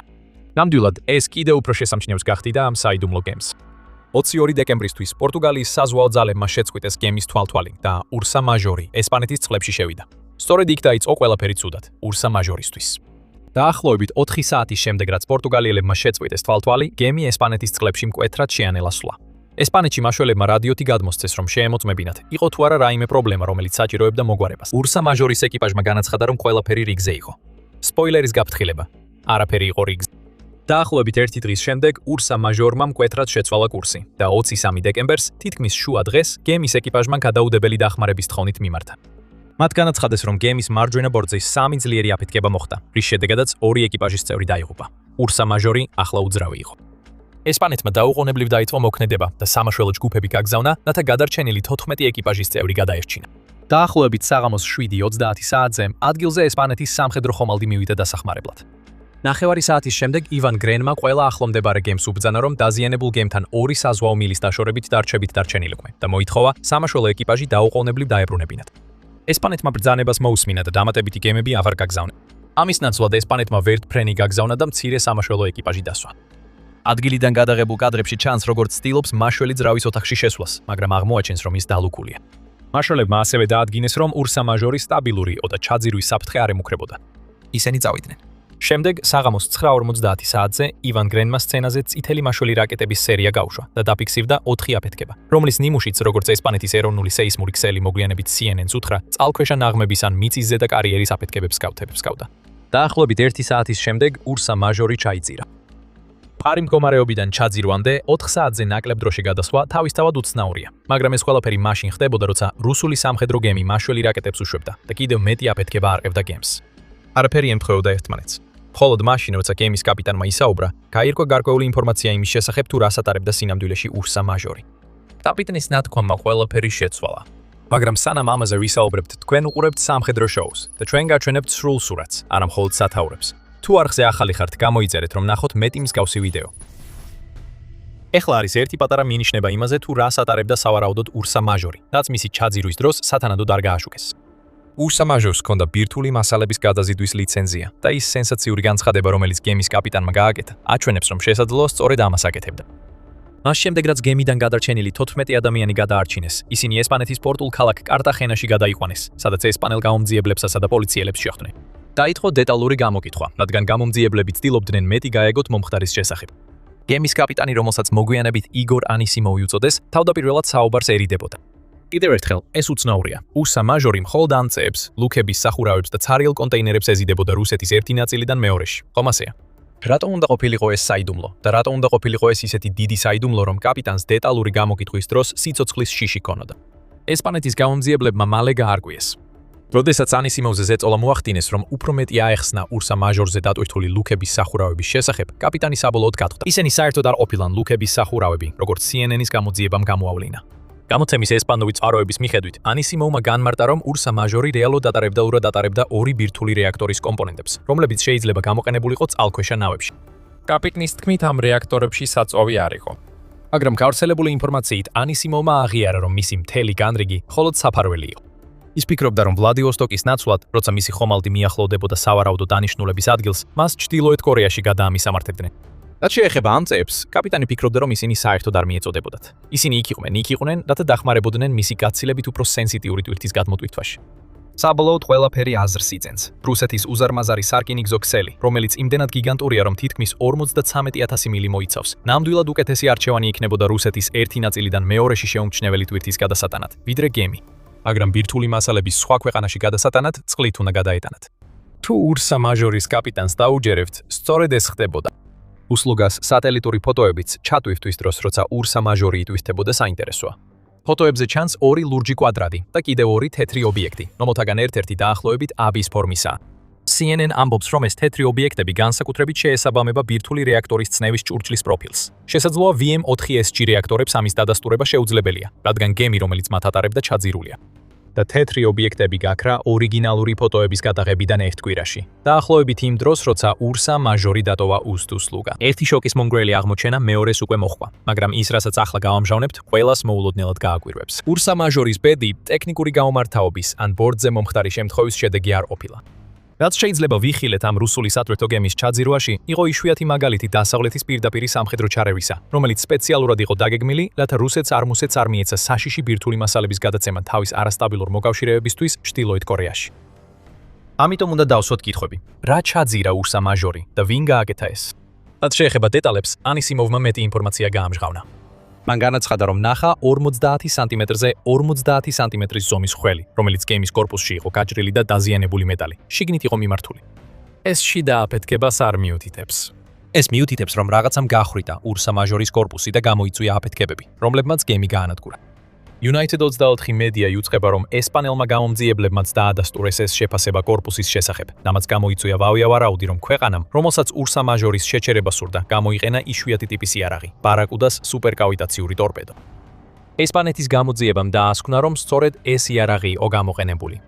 ეს მაღალი სიჩქარის ტორპედო, რომელიც წინ ჰაერს უშვებს, რათა წყალში მოძრაობისას წარმოქმნილი წინააღმდეგობა არ შეანელოს, იმდენად სწრაფად მოძრაობს, რომ მარტივად შეუძლია სამიზნის კორპუსის განგმირვა. ზოგ შემთხვევაში ეს განგმირვა ხდება აფეთქების გარეშე, რაც ახსნიდა, რატო აქვს ურსა მაჟორის კორპუსზე ნახვეც ასეთი ზომები. ტრადიციული ტორპედო კორპუსს მთლიანად გაანადგურებდა, მაგრამ ბარაკუდა თავისი სიჩქარის გამო სასიკვდილო სიზუსტით ახერხებს კორპუსის განგმირვას და შემდეგ აფეთქების მუხტს უშვებს უშუალოდ ხომალდში. რაც შეეხება იმას, ვინ გაუშვა ბარაკუდამ, ეს კიდევ უფრო დიდი კითხვა. CNN იტყობინება, რომ სოფლიოში მხოლოდ რამდენიმე ქვეყანას აქვს ასეთი ტიპის ტორპედო. რუსეთი ერთ-ერთია მათ შორის, რაც აჩენს შესაძლებლობას, რომ რუსეთმა შეიძლება თავად ჩაძირა თავისი გემი მას შემდეგ, რაც ძრავის ოთახში მომხდარმა დაუკავშირებელმა აფეთქებამ გემი ხმელთაშუა ზღვაში უმოქმედოდ დატოვა. თუმცა არც ერთ სამხედრო გემს, რომელიც ურსა მაჟორს აცილებს, არ შეუძლია ეს ბარაკუდა გაუშვას. ყოველ შემთხვევაში ჩვენთვის ცნობილია ასე. ირანსაც როგორც იუწყებიან, ბარაკუდა ტორპედოები აქვს, თუმცა ის რუსეთის მოკავშირეა. შეიძლება ირანი ცდილობდა ჩაეშალა ჩრდილოეთ კორეის ბირთვული ამბიციები. ჩვენ ვფიქრობთ, ეს შესაძლებელია, თუმცა ირანის რეჟიმი არ აპირებდა გაერისკა რუსეთის გაბრაზება 2024 წლის ბოლოს, განსაკუთრებით მაშინ, როცა რუსეთი და ირანი ახალი პარტნიორობის ხელშეკრულების გაფორმების ზღვარზე იყვნენ. შემდეგ არის დასავლეთის ქვეყნები. იუწყებიან, რომ აშეთეშოს ბარაკუდას ტიპის ტორპედოები აქვს. CNN იუწყება, რომ ასევე რამდენიმე ნატოს წევრ ქვეყანასაც აქვს ისინი. გერმანია ერთ-ერთია მათ შორის. როგორ ვიცით ეს? სწორედ გერმანიამ შექმნა სუპერკავიტირებადი წყალქვეშა ტორპედო, რომელიც სხვაგვარად ბარაკუდას სახელით არის ცნობილი. გახსოვდეთ, რომ გერმანიის ნატოს მოკავშირეები თითქმის მთელი მისი მოგზაურობის განმავლობაში აკვირდებოდნენ ურსა მაჟორს. შეეძლო თუ არა გერმანიას ფარული ნატოს თანხმობის საფუძველზე გაეშვა თავისი ტორპედოები. კიდევ ერთხელ, ყველაფერი შესაძლებელია, ისევე როგორც აშეთეშოს მხრიდან თავდასხმის განხორციელება. სამწუხაროდ, ესეც მხოლოდ ვარაუდებია. ყველაფერი, რაც ნამდვილად ვიცით, არის იმ ქვეყნების სახელები, რომლებსაც ბარაკუდა აქვთ. ვარაუდებს ამძაფრებს ისიც, რომ ბარაკუდას გაშვება აუცილებელი არ არის წყალქვეშა ნავიდან. ის ასევე შეიძლება ჰაერიდან წყალში გაუშვან, საიდანაც აგრძელებს სუპერკავიტაციურ მოძრაობას.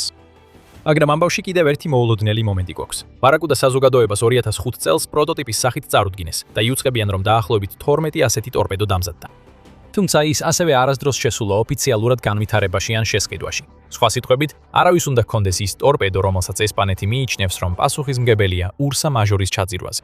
შესაძლოა ეს ნიშნავს, რომ რამდენიმე სხვა ქვეყანამ გერმანიის მიერ შემუშავებულ ტექნოლოგიაზე დარყრდნობით საკუთარი ვერსიები შექმნა ბარაკუდას.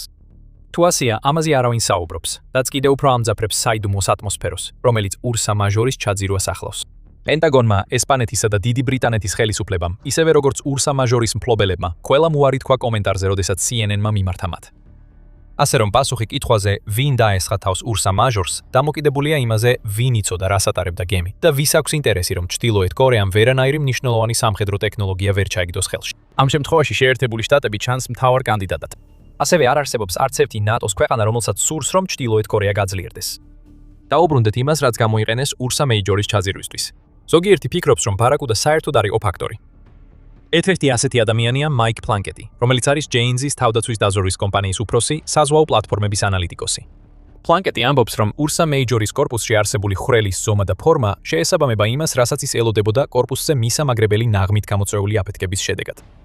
ეს კუმულაციურ მუხტს გავს, რომელიც ვიღაცამ ან რამემ კორპუსთან მიამაგრა, აცხადებს პლანკეტი.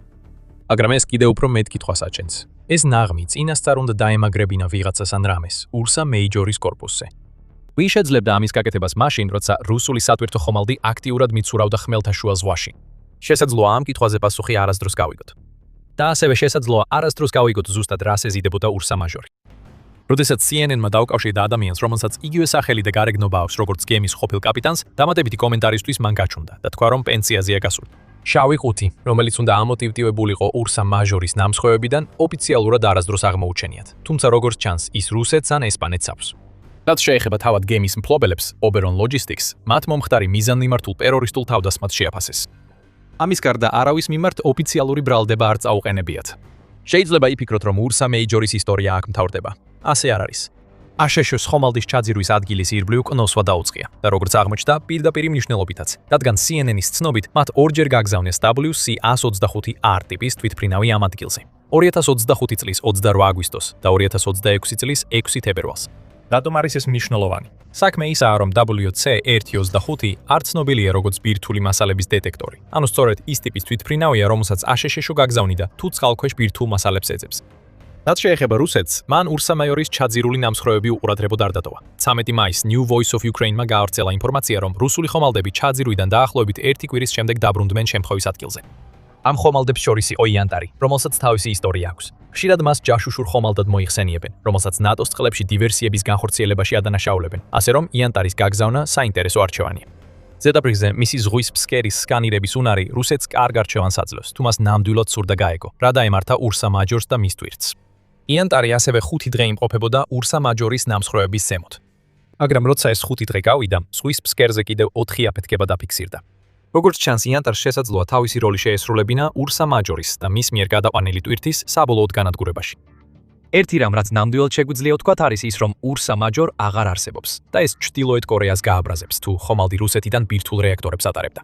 ჩრდილოეთ კორეამ 2021 წელს გამოაცხადა თავისი მიზანი ბირთვული ენერგიით მომუშავე წყალქვეშა ნავის შექმნის შესახებ, როგორც დიქტატორ კიმ ჩენ ინის 5-წლიანი შეიარაღების განვითარების გეგმის ნაწილი თავისი ქვეყნისთვის. კიმ ჩენ ინმა მას შემდეგ რამდენჯერმე აღნიშნა ბირთვული ენერგიით მომუშავე წყალქვეშა ნავის ქონის სურვილი, მათ შორის 2024 წლის იანვარში წყალქვეშა ნავიდან გაშვებული ფთოსანი რაკეტის გამოცდის დროს იუწება სტრატეგიული და საერთაშორისო კვლევების ცენტრი. ალბათ არ არის დამთხევა, რომ ურსა მაჟორი უსლუგადან ზღვაში გავიდა სულ რამდენიმე თვის შემდეგ, მას შემდეგ რაც გავრცელდა ინფორმაცია, რომ ჩრდილოეთ კორეამ ჯარისკაცები გაგზავნა პუტინის დასახმარებლად უკრაინის წინააღმდეგ ომში. ეს იყო გარიგება, გაცვლა, რომელიც ცუდად დასრულდა. მაგრამ ეს ასევე მიუთითებს, რამდენად ღრმაა ჩრდილოეთ კორეასა და რუსეთს შორის თანამშრომლობა. ურსა მაჟორმა შეიძლება ვერ მიაწოდა ბირთვული რეაქტორები კიმს, მაგრამ რუსეთმა კიდევ სცადა ამის შემდეგ. აქვს თუ არა ახლა ჩრდილოეთ კორეას ის რეაქტორები, რომლებიც სუბმარინებისთვის სჭირდება? ამ კითხვებზე პასუხებს ალბათ ვერ მივიღებთ, თუ ჩრდილოეთ კორეიდან ბირთვული ენერგიით მომუშავე სუბმარინები არ გამოჩნდება. თუ აშშ-ში ამ ყველაფერში იყო ჩართული, ეს მონაწილეობა დიდი ხნის განმავლობაში საიდუმოდ დარჩებოდა. საბჭოთა კავშირის დაშლის შემდეგ ევრაზიის კონტინენტზე დარჩენილი ყველა ღია ჭრილობიდან მოლდოვა ერთ-ერთი ყველაზე შეუმჩნეველი, მაგრამ ამავე დროს მნიშვნელოვანი პოტენციური ცხელწერტილად რჩება. 2 საუკუნის განმავლობაში ქვეყანა, რომელიც ევროპის ერთ-ერთ ყველაზე ღარიბად ითვლება, აღმოსავლეთსა და დასავლეთს, უფრო ზუსტად კი ევროპასა და რუსეთს შორის ბრძოლაში იყო ჩართული. გასულ კვირას რუსეთის პრეზიდენტმა ვლადიმირ პუტინმა კიდევ უფრო გაამძაფრა ეს ნელამბჟუტავი კონფლიქტი. რუსულმა მედიამ და რამდენიმე საერთაშორისო გამოცემამ გაავრცელეს ინფორმაცია, რომ ვლადიმირ პუტინმა გამოსცა ბრძანება, რომელიც ტრანსნისტრიის, რუსეთის მხარდამჭერი გამოყოფილი რეგიონის მცხოვრებლებისთვის მოქალაქეობის მიღების დაჩქარებულ პროცედურას ითვალისწინებს. ტრანსნისტრია სტრატეგიულად მნიშვნელოვან მიწის ზოლს წარმოადგენს, რომელიც მოლდოვასა და უკრაინას შორის მდებარეობს. ამ ნაბიჯმა კიდევ უფრო გაამწვავა ისედაც დაძაბული ვითარება, რომელიც წლის დასაწყისიდან მკვეთრად იზრდება და მოლდოვის პრეზიდენტ მაია სანდუს მკაცრი პასუხი გამოიწვია. აი რატომ გადადგა ეს ნაბიჯი ვლადიმირ პუტინმა? როგორ უპასუხეს მოლდოვამ და განსაკუთრებით მაია სანდუმ და რას ნიშნავს ეს ბოლო მოვლენები რეგიონის მომავლისთვის? პრობლემის ფესვები პირდაპირ უკავშირდება საბჭოთა კავშირის დაშლას 1980-იანი წლების ბოლოს. თუმცა შეიძლება ითქვას, რომ მოლდოვის პრობლემები რუსეთთან ბევრად ადრე იწყება. 1812 წლიდან, როდესაც ბესარაბია, იმდროინდელი მოლდავიის აღმოსავლეთი ნაწილი, რუსულ-თურქული ომის დასრულების შემდეგ რუსეთის იმპერიას გადაეცა. მოლდოველები ძირითადად არასდროს იყვნენ ბოლომდე შეგუებულნი რუსულ მმართველობას. ისტორიულად და კულტურულად ეთნიკური მოლდოველების უმრავლესობა უფრო ახლოსაა მეზობელ რუმინეთთან. მართალია მოლდოურ და რუმინულ ენებს შორის განსხვავებები ლინგვისტური თვალსაზრისით ძირითადად კოსმეტიკურია. 1918 წელს რუსული რევოლუციის შემდეგ ბესარაბია მცირე ხნით დამოუკიდებელი გახდა როგორც მოლდოვის დემოკრატიული რესპუბლიკა და შეუერთდა რუმინეთს, თუმცა სუვერენიტეტი ხანმოკლე აღმოჩნდა. მეორე მსოფლიო ომის დროს საბჭოთა კავშირმა დაიკავა ეს ტერიტორია და ჩამოაყალიბა მოლდოვის საბჭოთა სოციალისტური რესპუბლიკა. როდესაც საბჭოთა კავშირის დაშლა 1989 წელს დაიწყო, მოლდოველებმა ამ შესაძლებლობით ისარგებლეს და კვლავ დამოუკიდებლობისკენ გადადგეს ნაბიჯი. სწორედ მაშინ დაიწყო დღევანდელი პრობლემები. ტრანსნისტრია, დაახლოებით 1600 კვადრატული მილის ფართობის ტერიტორია დნესტრის მარცხენა სანაპიროზე, ეწინააღმდეგებოდა მოლდოურ ნაციონალიზმის ზრდას. ვითარება კიდევ უფრო დაიძაბა, როდესაც მოლდოველებმა მიიღეს კანონი, რომელმაც მოლდოური ოფიციალურ ენად გამოაცხადა და კირილიცა ლათინური ანბანით ჩაანაცვლა. მარცხენა სანაპიროზე მოსახლეობის უმეტესობა ძირითადად რუსულ ენაზე საუბრობდა. ამიტომ ჩვეულებრივი დნესტრის პირელები, განსაკუთრებით რუსული და უკრაინული უმცირესობების წარმომადგენლები, ალბათ მართლაც შეშფოთებულნი იყვნენ ახალი ენის რეჟიმის პირობებში გარიყვის პერსპექტივით და დაიწყეს პროტესტის ორგანიზება. რაც უფრო მნიშვნელოვანია, დნესტრისპირეთი საბჭოთა მმართველობის პერიოდში მოლდოვას ინდუსტრიულ ცენტრად იქცა და შედეგად ელიტები პოლიტიკურად უფრო და უფრო ძლიერები გახდნენ. მათ შეეძლოთ დაენახათ, რომ ძალაუფლება დასავლეთისკენ ინაცვლებდა და ეს მათთვის აშკარა იყო. როდესაც მოლდოვამ 1990 წელს სუვერენიტეტის დეკლარაცია მიიღო, დნესტრისპირელებმა თავი ავტონომიურ რესპუბლიკად გამოაცხადეს. დნესტრის მოლდოვური ავტონომიური რესპუბლიკა. მოკლე სამოქალაქო ომი დაიწყო, რომელიც კიდევ უფრო გაართულა საბჭოთა მე-14 არმიის ჩარევამ, რომელიც დიდი ხნის განმავლობაში დნესტრისპირეთში იყო განთავსებული. მოლდოველებმა გამოსცეს დეკრეტი, რომლის მიხედვითაც ყველა ყოფილი საბჭოთა სამხედრო ძალა და აღჭურვილობა ახალ შექმნილ მოლდოვის თავდაცვის ძალებს გადაეცემოდა. მე-14 არმიამ ეს უგულებელყო. შემდეგ რუსეთის პრეზიდენტმა ბორის ელცინმა ეს ძალები რუსეთის ფედერაციის კონტროლქვეშ გადაიყვანა. შემდეგ მე-14 არმია სეპარატისტების მხარეს გადავიდა და მოლდოვის ძალებს რამდენიმე მნიშვნელოვანი მარცხი მიარენა, რამაც უზრუნველყო გამოყოფილი რეგიონის ტერიტორიული მთლიანობა. საბოლოოდ 1992 წლის ივლისში სამშვიდობო შეთანხმება გაფორმდა და კონფლიქტის საბოლოოდ მოგვარების მოლაპარაკებები დაიწყო. სამწუხაროდ 24 წლის შემდეგაც კი, როგორც ჩანს, მუდმივი და მეგობრული შეთანხმების მიღწევას ისევ ისეთივე შორს ვდგავართ, როგორც ად. ორივე მხარის სხვადასხვა მთავრობების პირობებში არაერთი მცდელობა იყო გრძელვადიანი მშვიდობისა და ორმხრივად მისაღები ტერიტორიული შეთანხმებების მიღწევის, მაგრამ საბოლოოდ არც ერთი არ გამართლდა.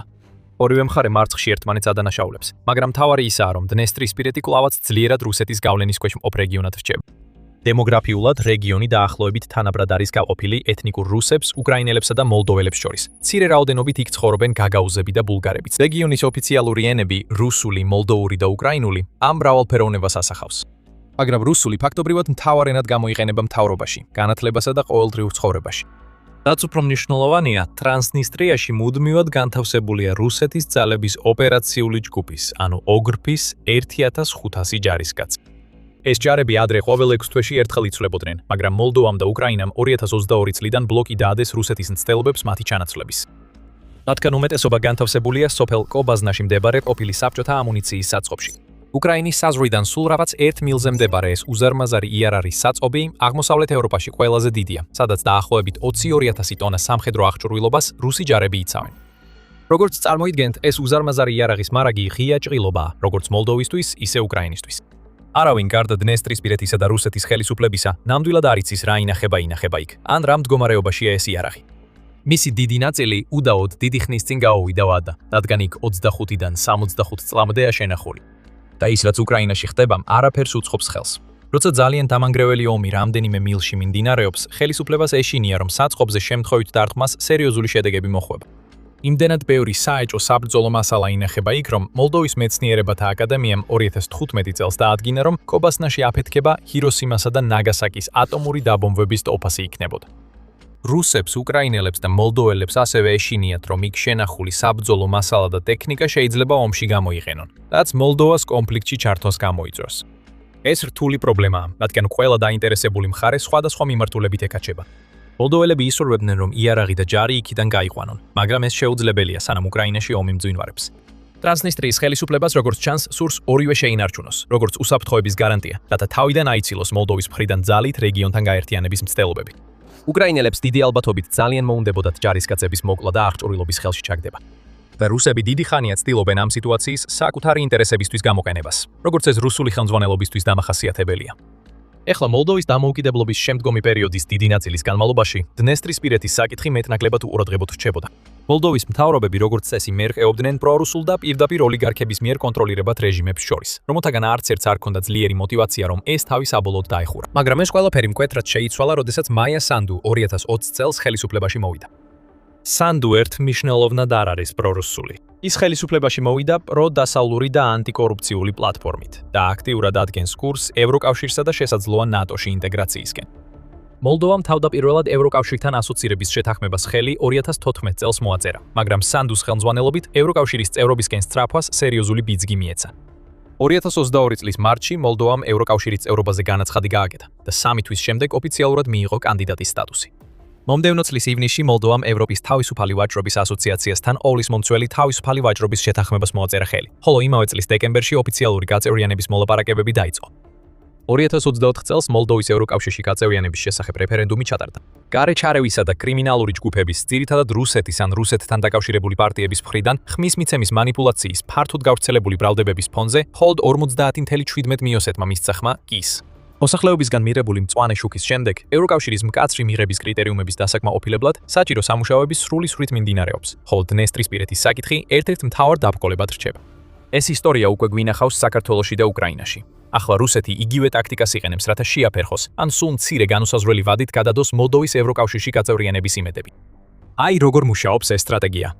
1993 წლის კოპენჰაგენის მკაცრი კრიტერიუმების დასაკმაყოფილებლად მოლდოვამ უნდა დაამტკიცოს, რომ აქვს სტაბილური დემოკრატია, მოქმედი საბაზრო ეკონომიკა და უნარი, რომ ევროკავშირის კანონმდებლობა მთელ თავის ტერიტორიაზე დანერგოს და დაიცვას. როგორც ყველა ყოფილ საბჭოთა ქვეყანას, მოლდოვასაც მემკვიდრეობით ერგო აშკარად არასაბაზრო ეკონომიკა, რომელიც კორუფციაში იყო ჩაფლული. და როგორც ამ ქვეყნების უმეტესობაში, ოლიგარქებმა დაიკავეს კომუნისტების მიერ დატოვებული ადგილი. კიდევ უფრო გააღმავეს და გაავრცელეს კორუფცია, უთანასწორობა და უსამართლობა. ევროპის ყველაზე ღარიბი ქვეყნისთვის ამ სერიოზული სტრუქტურული პრობლემების გადალახვა მარტივი საქმე არ არის, თუნდაც ევროკავშირის და გაეროს განვითარების პროგრამის დიდი მხარდაჭერის პირობებში. უკრაინას შეიძლება კონდეს საეჭვო პატივი, რომ ევროპაში ყველაზე დაბალი საშუალო ხელფასი აქვს, ხოლო ჩრდილოეთ მაკედონიას, მონტენეგროს, ანდორასა და სან-მარინოს შეიძლება უფრო მცირე ემშეპე ჰქონდეთ. მაგრამ ყველაზე მნიშვნელოვანი მაჩვენებლის ერთ სულ მოსახლეზე ემშეპეს შესყიდვითი უნარის პარიტეტით გათვალისწინებით, ანუ ერთი ადამიანის მიერ ადგილობრივ ვალუტაში შექმნილი ემშეპეს რაოდენობით მოლდოვა მთლიანად ევროპაში ერთ-ერთ ყველაზე დაბალ ადგილს იკავებს. კოპენჰაგენის კრიტერიუმების დასაკმაყოფილებლად მოლდოვას ჯერ კიდევ სჭირდება გააღრმაოს სასამართლო რეფორმა, გააძლიეროს კანონის უზენაესობა, ებრძოლოს ფესუკადგმულ კორუფციას და დაასრულოს დეოლიგარქიზაცია, რაც მარტივი საქმე არ არის. ქვეყანას ასევე სჭირდება თავისი კანონმდებლობის შესაბამისობაში მოყვანა ყველა 35 მოლაპარაკების თავში საჯარო ადმინისტრირების გაუმჯობესება და კიბერუსაფრთხოებისა და ენერგოდამოუკიდებლობის უზრუნველყოფა. გარდა ამისა, ეს ზომები უნდა განხორციელდეს კანდიდატი ქვეყნის მთელ ტერიტორიაზე. და სწორედ ეს ხდის დნესტრისპირეთის საკითხს მოლდოვის ევროკავშირში გაწევრიანების ყველაზე დიდ დაბრძოლებად. ვერ შეძლება ევროკავშირის მოთხოვნების უნივერსალურ გამოყენებას შენს ტერიტორიაზე, როდესაც ესაც მისი სტრატეგიულად მნიშვნელოვანი ნაწილი ფაქტობრივად შენი კონტროლის მიღმაა. არ დაკარგო შენი ძვირფასი საყურებელი დრო ვიდეოებზე, რომლებიც უბრალოდ სათაურებს იმეორებენ, როგორც ყველა სხვა. აქ სამხედრო შოუში ჩვენ გთავაზობთ ყველაზე მნიშვნელოვან ამბებს და დეტალურად გიხსნით, რატომ არის ისინი მნიშვნელოვანი. გამოიწერე არხი თუ გინდა იყო ინფორმირებული სამხედრო და გეოპოლიტიკურ საკითხებში მიმდინარე მოვლენებზე. ეხლა ევროკავშირმა მიანიშნა, რომ ისეთი ავტონომიური რეგიონის არსებობა, როგორიცაა დნესტრისპირეთი, თავისთავად არ კეტავს ევროკავშირში გაწევრიანების კარს. კვიპროსი, დიდი ბრიტანეთი და დასავლეთ გერმანია ევროკავშირში გაწევრიანდნენ მაშინაც კი, როცა მათ ტერიტორიული დავები ჰქონდათ. კვიპროსი დღესაც გაყოფილია. მაგრამ ამ ქვეყნებმა ევროკავშირში გაწევრიანება კი ანება კოპენჰაგენის კრიტერიუმებამდე შეძლეს და მას შემდეგ წესები მნიშვნელოვნად გამკაცრდა. ამიტომ ტრანსნისტრიის საკითხის გადაწყვეტა ასე თუ ისე სანდუსთვის უმაღლესი პრიორიტეტია, რადგან ის თავის ქვეყანას დასავლეთისკენ მიუძღვება. როგორ აპირებს ამის მიღწევას? ოფიციალურად მისი მიზანია რეგიონის მშვიდობიანი რეინტეგრაცია მოლდოვაში, პროცესის მეშვეობით, რომელიც ეფუძნება დემილიტარიზაციას, დეოლიგარქიზაციას და დემოკრატიზაციას. ის მხარს უჭერს საერთაშორისო მექანიზმის შექმნას ევროკავშირის მხარდაჭერით, რათა ზედამხედველობა გაუწიოს ამ გარდამავალ პროცესს და ამტკიცებს, რომ რუსული ძალების მუდმივი ყოფნა მნიშვნელოვან უსაფრთხოების დაბრკოლებას წარმოადგენს. არაოფიციალურად მან აჩვენა, რომ მისი ქმედებები ბევრად უფრო მკაცრია ვიდრე სიტყვები. მოლდოვას კონსტიტუციით ევალება ნეიტრალიტეტი შეინარჩუნოს და არ დაუშვას უცხო ქვეყნების ძალების განთავსება მის ტერიტორიაზე. ნეიტრალიტეტის სტატუსის შეცვლამ ეროვნული რეფერენდუმის ჩატარებას მოითხოვს. ეს ნაკლებად სავარაუდოა, რადგან მოლდოველთა უმრავლესობა ნეიტრალიტეტის შენარჩუნებას უჭერს მხარს. 2023 წლის ივნისის გამოკითხვა აჩვენა, რომ ჰიპოთეტურ რეფერენდუმზე მოლდოვის ნატოში გაწევრიანებას 28% დაუჭერდა მხარს, ხოლო 60.3% წინააღმდეგ მისცემდა ხმას. თუმცა მიუხედავად იმისა, რომ მან თავი შეიკავა ნეიტრალიტეტის აშკარა დარღვევისგან, მაგალითად უკრაინისთვის სამხედრო დახმარების მიწოდებით, ან უკრაინული ძალების მოლდოვაში შეშვებით, ის უკრაინის მტკიცე და ერთგული მხარდამჭერია რუსეთის შეჭრის მოგერიების ცდილობებში. და იანვრიდან მოყოლებული უკრაინასთან ერთად, მან ეკონომიკური მარწუხები კიდევ უფრო მოუჭირა დნესტრისპირეთის რეგიონს. 1 იანვრის შუაღამიდან უკრაინამ დაიწყო მკაცრი კონტროლის დაწესება დაახლოებით 280 მილის სიგრძის დნესტრისპირეთის საზღვარზე, რაც გულისხმობს ნებისმიერი საქონლის ან ადამიანის გადაადგილების ნებართვის შემთხვევაში შემოწმებას. ამავე დროს მოლდოვის ხელისუფლებამ გააძლიერა საკონტროლო გამშვები პუნქტები და გააფართოვა საზღვრის კონტროლი მობილური ჯგუფების გამოყენებით, რათა კონტროლი გაეწიათ ფიქსირებულ გადასასვლელებს მიღმაც. ზუსტად 2 წლით ადრე, 2024 წლის 1 იანვარს, სანდუს მთავრობამ დააწესა გადასახადები დნესტრისპირეთიდან და დნესტრისპირეთში იმპორტსა და ექსპორტზე. რამაც სეპარატისტი ლიდერი ვადიმ კრასნოზელსკი აიძულა მოლდოვა რეგიონზე ეკონომიკური ბლოკადის დაწესებაში დაედანაშაულებინა. ეს არ იყო პირველი შემთხვევა, როცა მან ასეთი განცხადება გააკეთა, მაგრამ ამჯერად ის ფაქტობრივად მართალი იყო. ამას დაემატა ენერგომომარაგების შეფერხებები, რაც მოხდა რუსული გაზის სუბსიდიების მოულოდნელ შეწყვეტას მომდევნო იანვარში და ამ ნაბიჯმა დნესტრისპირეთის ეკონომიკას სერიოზული დარტყმა მიადენა.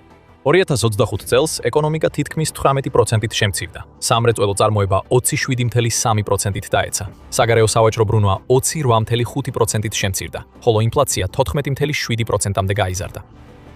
და ამ ახალი სასაზღვრო კონტროლის ზომების შედეგად 2026 წლის პერსპექტივაც ბევრად უკეთესი არ არის. უკრაინისა და მოლდოვის კოორდინირებულმა ბლოკადამ დნესტრისპირეთი ნაცრისფერი ზონიდან, რომელსაც რუსეთი ჩუმად მართავდა, კონტროლირებად სივრცედ გადააქცია, სადაც გარე მხარდაჭერა მეტად თვალსაჩინო და ადვილად შესაჩერებელი გახდა. წლების განმავლობაში ტრანსნისტრიისთვის რუსეთის მხარდაჭერის დიდი ნაწილი არაფორმალური ვაჭრობის მარშრუტებით, მეგობრული ბიზნესებითა და მსუბუქი საბაჟო შემოწმებებით ხორციელდებოდა, რაც სრულ მოლდოვურ კონტროლს არ ექვემდებარებოდა.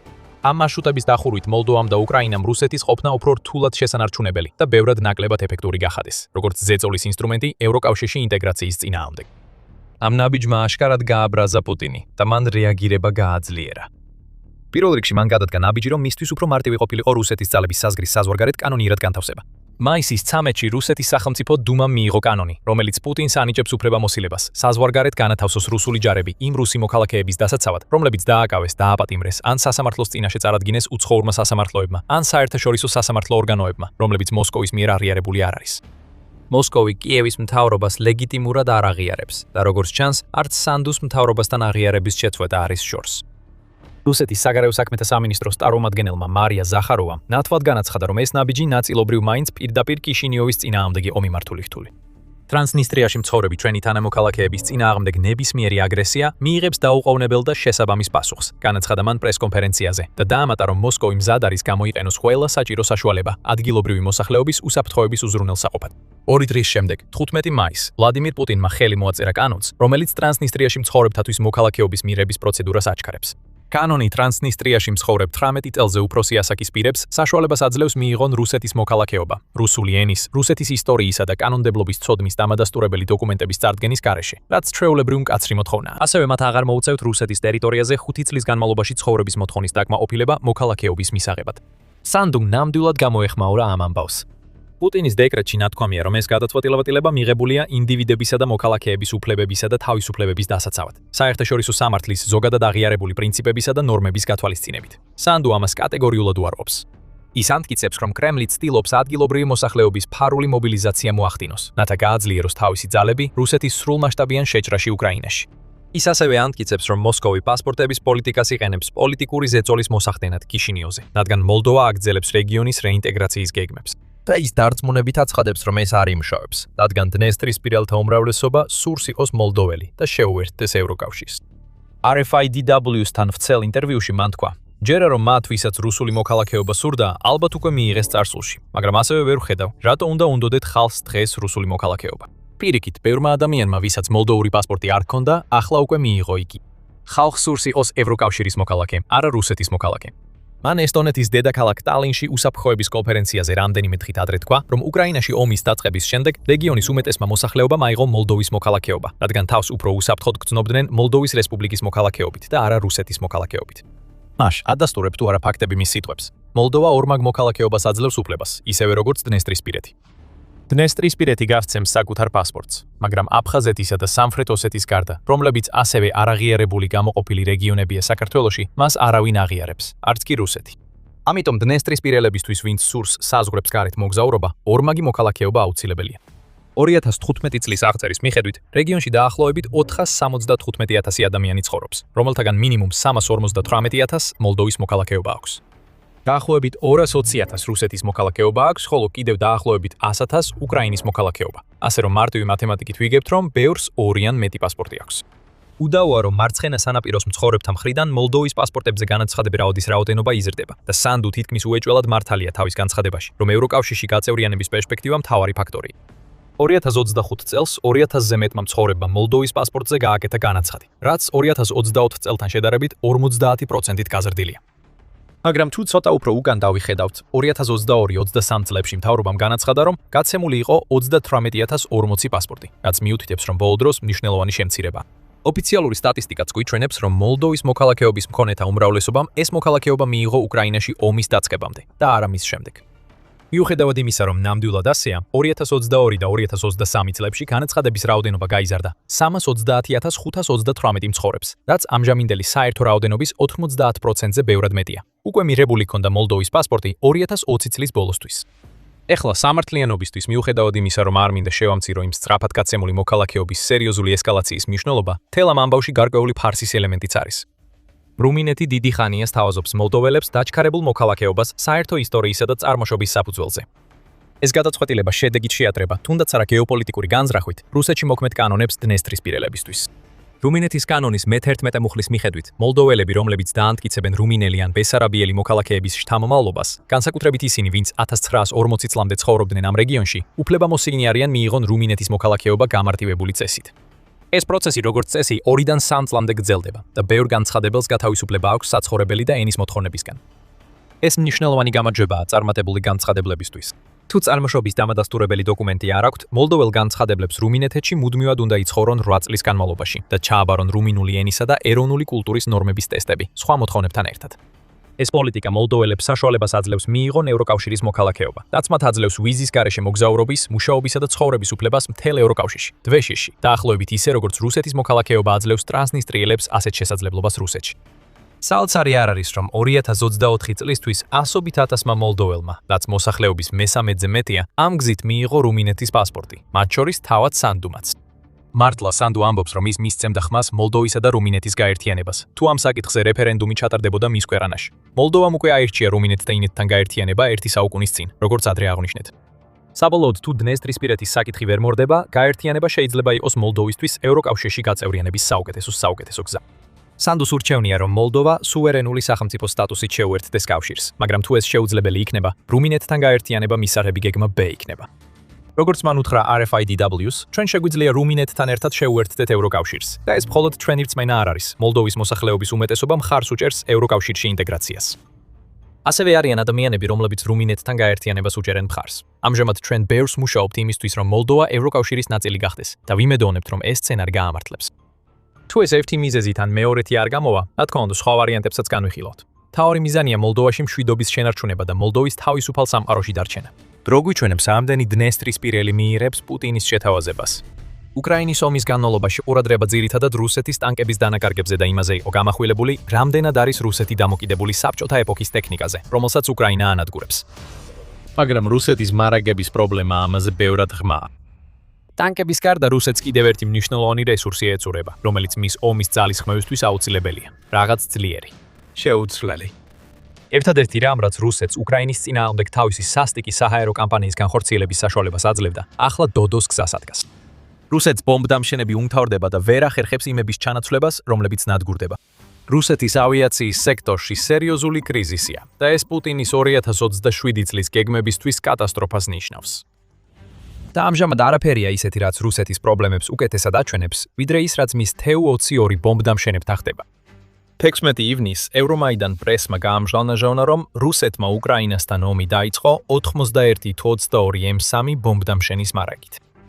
ეხლა შესაძლოა მხოლოდ 9 დარჩა, რადგან ბომბდამშენები ან უკრაინამ გაანადგურა, ან წყობრიდან გამოვიდა ხაზებს მიღმა, ხშირად თავად რუსეთის ტერიტორიაზე.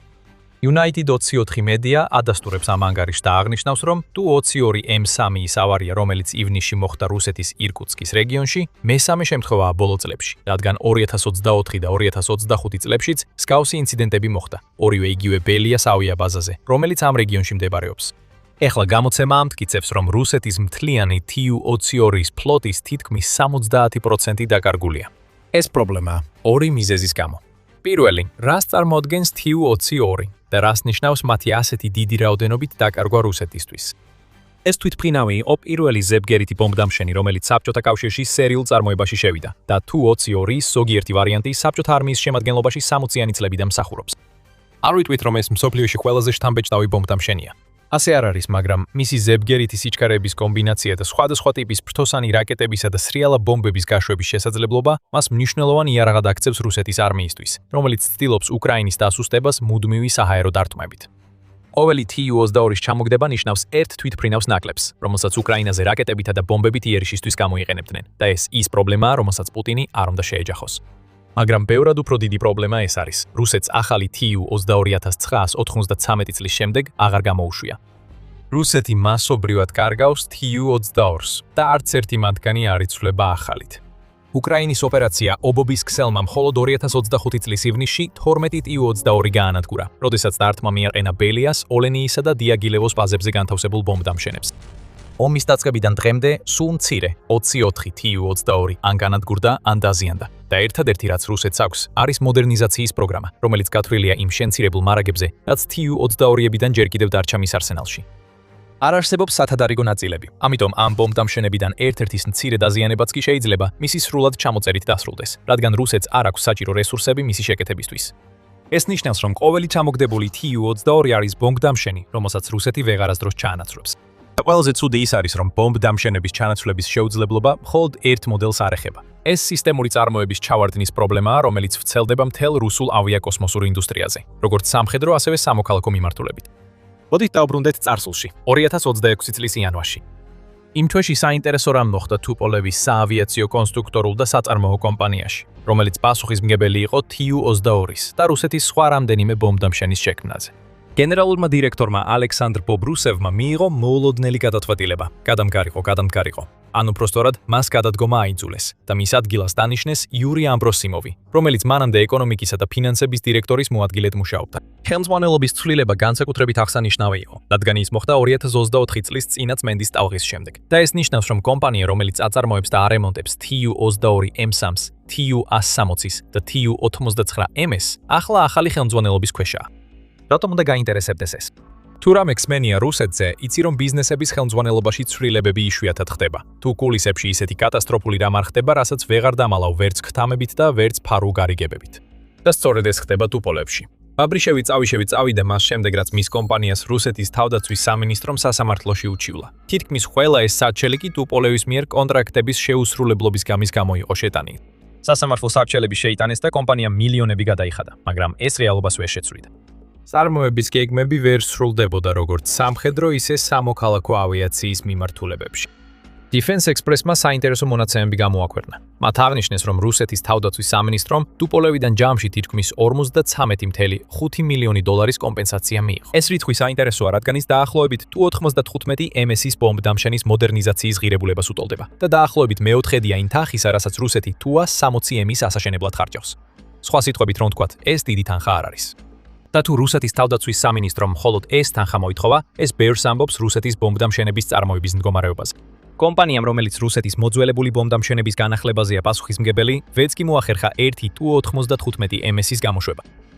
ამის გარდა კომპანიას ასევე უნდა ეწარმოებინა 4 Tu-160M თავდაცვის სამინისტროსთვის, რომლებიც 2022-23 წლებში უნდა აეშენებინათ და 2025 წელს მიეწოდებინათ.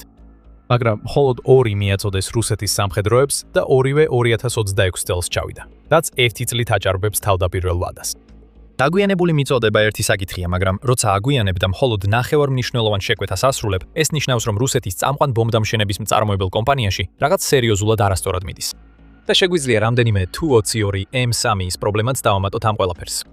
Tupolev-ი ზედამხედველობს ამ მოძველებული საბჭოთა ბომბდამშენის მოდერნიზაციის პროგრამას. როცა ეს პროგრამა დაიწყო, Tupolev-მა განაცხადა, რომ რუსული სამხედროებისთვის 30-მდე ბომბდამშენს გაახლებდა. რამდენის მოდერნიზება მოახერხა? 2-ის. ერთი 2018 წელს და მეორე 2023 წელს. რა თქმა უნდა, 30 საკმაოდ ამბიციური მიზანია, განსაკუთრებით მაშინ, როცა რუსეთს მხარს მხოლოდ 9 Tu-22 დარჩა, მაგრამ მხოლოდ 2 მოდერნიზებული ბომბდამშენის მიწოდება 5 წელიწადში სასაცილოდ ნელი ტემპია. ამ ტემპით მთელი პარტიის დასრულებას 75 წელი დასჭირდებოდა. იმ დროისთვის, თუნდაც მოდერნიზებული Tu-22 იმდენად ჩამორჩენილი იქნება თანამედროვე სამხედრო ავიაციას, რომ ბომბდამშენი აზრს დაკარგავს. ხელმძღვანელობის ცვლილება თითქოს ყველა ამ პრობლემას უნდა მოაგვაროს. მაგრამ რეალობა ისაა, რომ ამ პრობლემების გადაჭრა შეუძლებელია. Tupolevi ვადებს არ აწდენდა და ნაკლებს არ აწვდიდა, იმიტომ რომ მისი თანამშრომლები ზარმაცები იყვნენ. ან კომპანია იმდენად ცუდად იმართებოდა, რომ ელემენტარული კონტრაქტების შესრულებაც არ შეეძლო. Tupolevis მთელი ეს საგა გვაჩვენებს, რომ კომპანია უბრალოდ ვერ ასრულებს შეკვეთებს, რადგან არ აქვს ის, რაც ამისთვის სჭირდება. ეს იგივე პრობლემა არის, გამოც რუსეთმა დაკარგული ყოველი Tu-22 შეუცვლელია. რუსეთს უბრალოდ მეტი აშენება არ შეუძლია. და ეს პრობლემა არ აპირებს გაუმჯობესებას. არსებობს რამდენიმე მიზეზი, თუ რატო არის რუსეთის ავიაკოსმოსური ინდუსტრია ასეთ მდგომარეობაში. ჩვენ უკვე შევეხეთ საბჭოთა ეპოქის საჰაერო ჩარჩოებს და მალე უფრო დეტალურად განვიხილავთ, რატომ წარმოადგენს ეს ესეთ დიდ პრობლემას. მაგრამ გასათვალისწინებელია ხარჯების ფაქტორიც. 1. Tu-85 მოდერნიზაცია რუსეთს $45 მილიონ მეტი უჯდება, როგორც Pravdam 2025 წლის მაისში გაავრცელა. 1 Tu-160, რომელიც ყველაზე ახლოს დგას რუსეთის ბომბდამშენებს შორის, ამერიკული B-52 Stratofortress-ის შესაძლებლობებთან დაახლოებით $500 მილიონი ჯდება ასაშენებლად, რაც დაახლოებით 5-ჯერ მეტია ვიდრე B-52-ის ღირებულება. ეს საკმაოდ მაღალი ფასებია, მაშინ როცა რუსეთი ომს აწარმოებს, რომელსაც უკვე $100 მილიარდი დაუჯდა. და როდესაც ამ ბომბდამშენებს თან ახლავს ის პირობა, რომ მათი ჩანაცვლება შეუძლებელია და ხშირად ვერც კი შეკეთდებიან თუ სადმე გაიჭედებიან, ან ტექნიკური პრობლემები შეექმნებათ, ბუნებრივია, რომ რუსეთის თავდაცვის სამინისტრო ყოფმანობს ფულის დახარჯვაზე ბომბდამშენების პლოტში, რომელიც სასწრაფოდ საჭიროებს განახლებას. მაგრამ ეს ყველაფერი ისევ გვაბრუნებს იმ უფრო დიდ პრობლემებთან, რომლებიც რუსეთს ამჟამად ბომბდამშენებთან დაკავშირებით აქვს. ძველი საჰაერო ჩარჩოები და უნარობა მოიპოვოს ის, რაც სჭირდება აშენებისთვის ან შეკეთებისთვის, ეკეთებისთვის. მაგრამ სანამ ამ ორ საკითხს უფრო დეტალურად განვიხილავთ, შეგახსენებ, რომ თქვენ უყურებთ სამხედრო შოუს. თუ მოგწონთ ჩვენი არხის კონტენტი, აუცილებლად გამოიწერეთ დღესვე. საბჭოთა ავიაკორპუსის პრობლემა. ეს რუსეთის ბომბდამშენების ფლოტისთვის სერიოზული საფრთხეა. ვიდეოს შესავალში ტანკები ვახსენეთ და ბევრია ნათქვამი იმაზე, რომ რუსეთი არა მხოლოდ საბჭოთა პერიოდის ჯავშან ტექნიკას ეკრοτნობა უკრაინაში სახმელეთო ოპერაციებისთვის, არამედ სწრაფად ეწურება საბჭოთა მარაგებიც. ერთ-ერთი ყველაზე დიდი პრობლემა, რომელსაც რუსეთი ამ მიმართულებით აწვდება, ისაა, რომ მას უწევს რამდენიმე ძველი ტანკის დაშლა იმისთვის, რომ ერთი მაინც აღადგინოს და ისევ გამოიყენოს. Euromaidan პრესმა აპრილში ამ საკითხზე გააკეთა ანგარიში, სადაც აღნიშნული იყო, რომ რუსეთს ეწურებოდა T-72B ტიპის ტანკები, რომელთა აღდგენა შეიძლებოდა. ის გამოც იძულებული გახდა უფრო ძველი T-72A-ები დაეშალა და მხოლოდ მეტალის მისაღებად გამოეყენებინა ისინი ბრძოლის ველზე. იმ დროს რუსეთს ხავდა დაახლოებით 800-დან 900-მდე T-72A ტიპის ტანკი, თუმცა მხოლოდ დაახლოებით 500 მათგანი შეიძლებოდა აღდგენისთვის გამოდგებოდა. დანარჩენი ტანკები ნაწილებად უნდა დაეშალათ, რათა მათი ნაწილები აღდგენაში გამოეყენებინათ. და დიდი ალბათობით რუსეთს მაინც ფასვორდი არ ყოფოდა რესურსი, რომ ყველა 500 შესაძლო აღდგენილი ტანკი სრულად გაემართა. ეხლა წარმოიდგინე იგივე პრობლემა ბომბდამშენების ფლოტში, სადაც ასეულების ნაცვლად მხოლოდ რამდენიმე ათეული თითფრინავია ხელმისაწვდომი. კანიბალიზაცია მაინც უნდა მოხდეს, მაგრამ რუსეთს საჭირო ნაწილები ბევრად უფრო სწრაფად ეწურება და ტანკების მსგავსად არ აქვს შესაბამისი საწარმოო შესაძლებლობები, რომ მეტი ნაწილი აწარმოოს.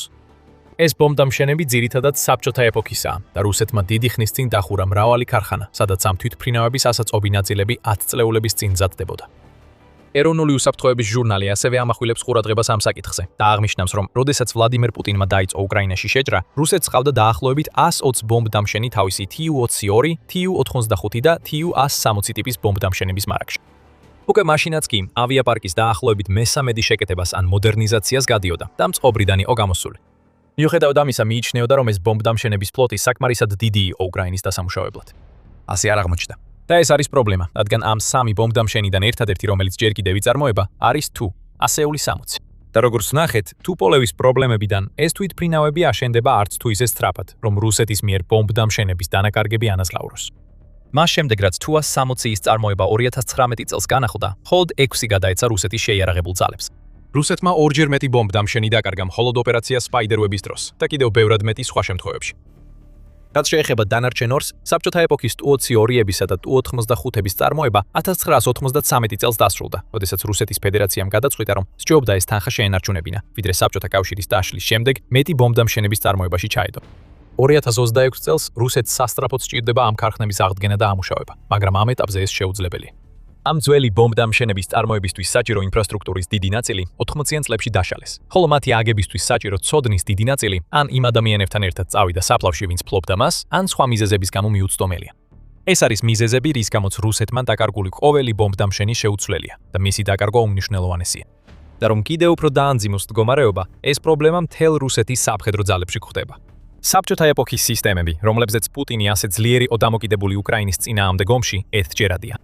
გეოპოლიტიკური მონიტორი ამბობს, რომ საჰაერო სივრცეში Su-25 ტიპის ახლო მხარდაჭერის თვითმფრინავები აღარ იწარმოება. რაც ნიშნავს, რომ თვითმფრინავის კორპუსს იგივე პრობლემები აქვს, როგორც რუსეთის ბომბდამშენების ფლოტს.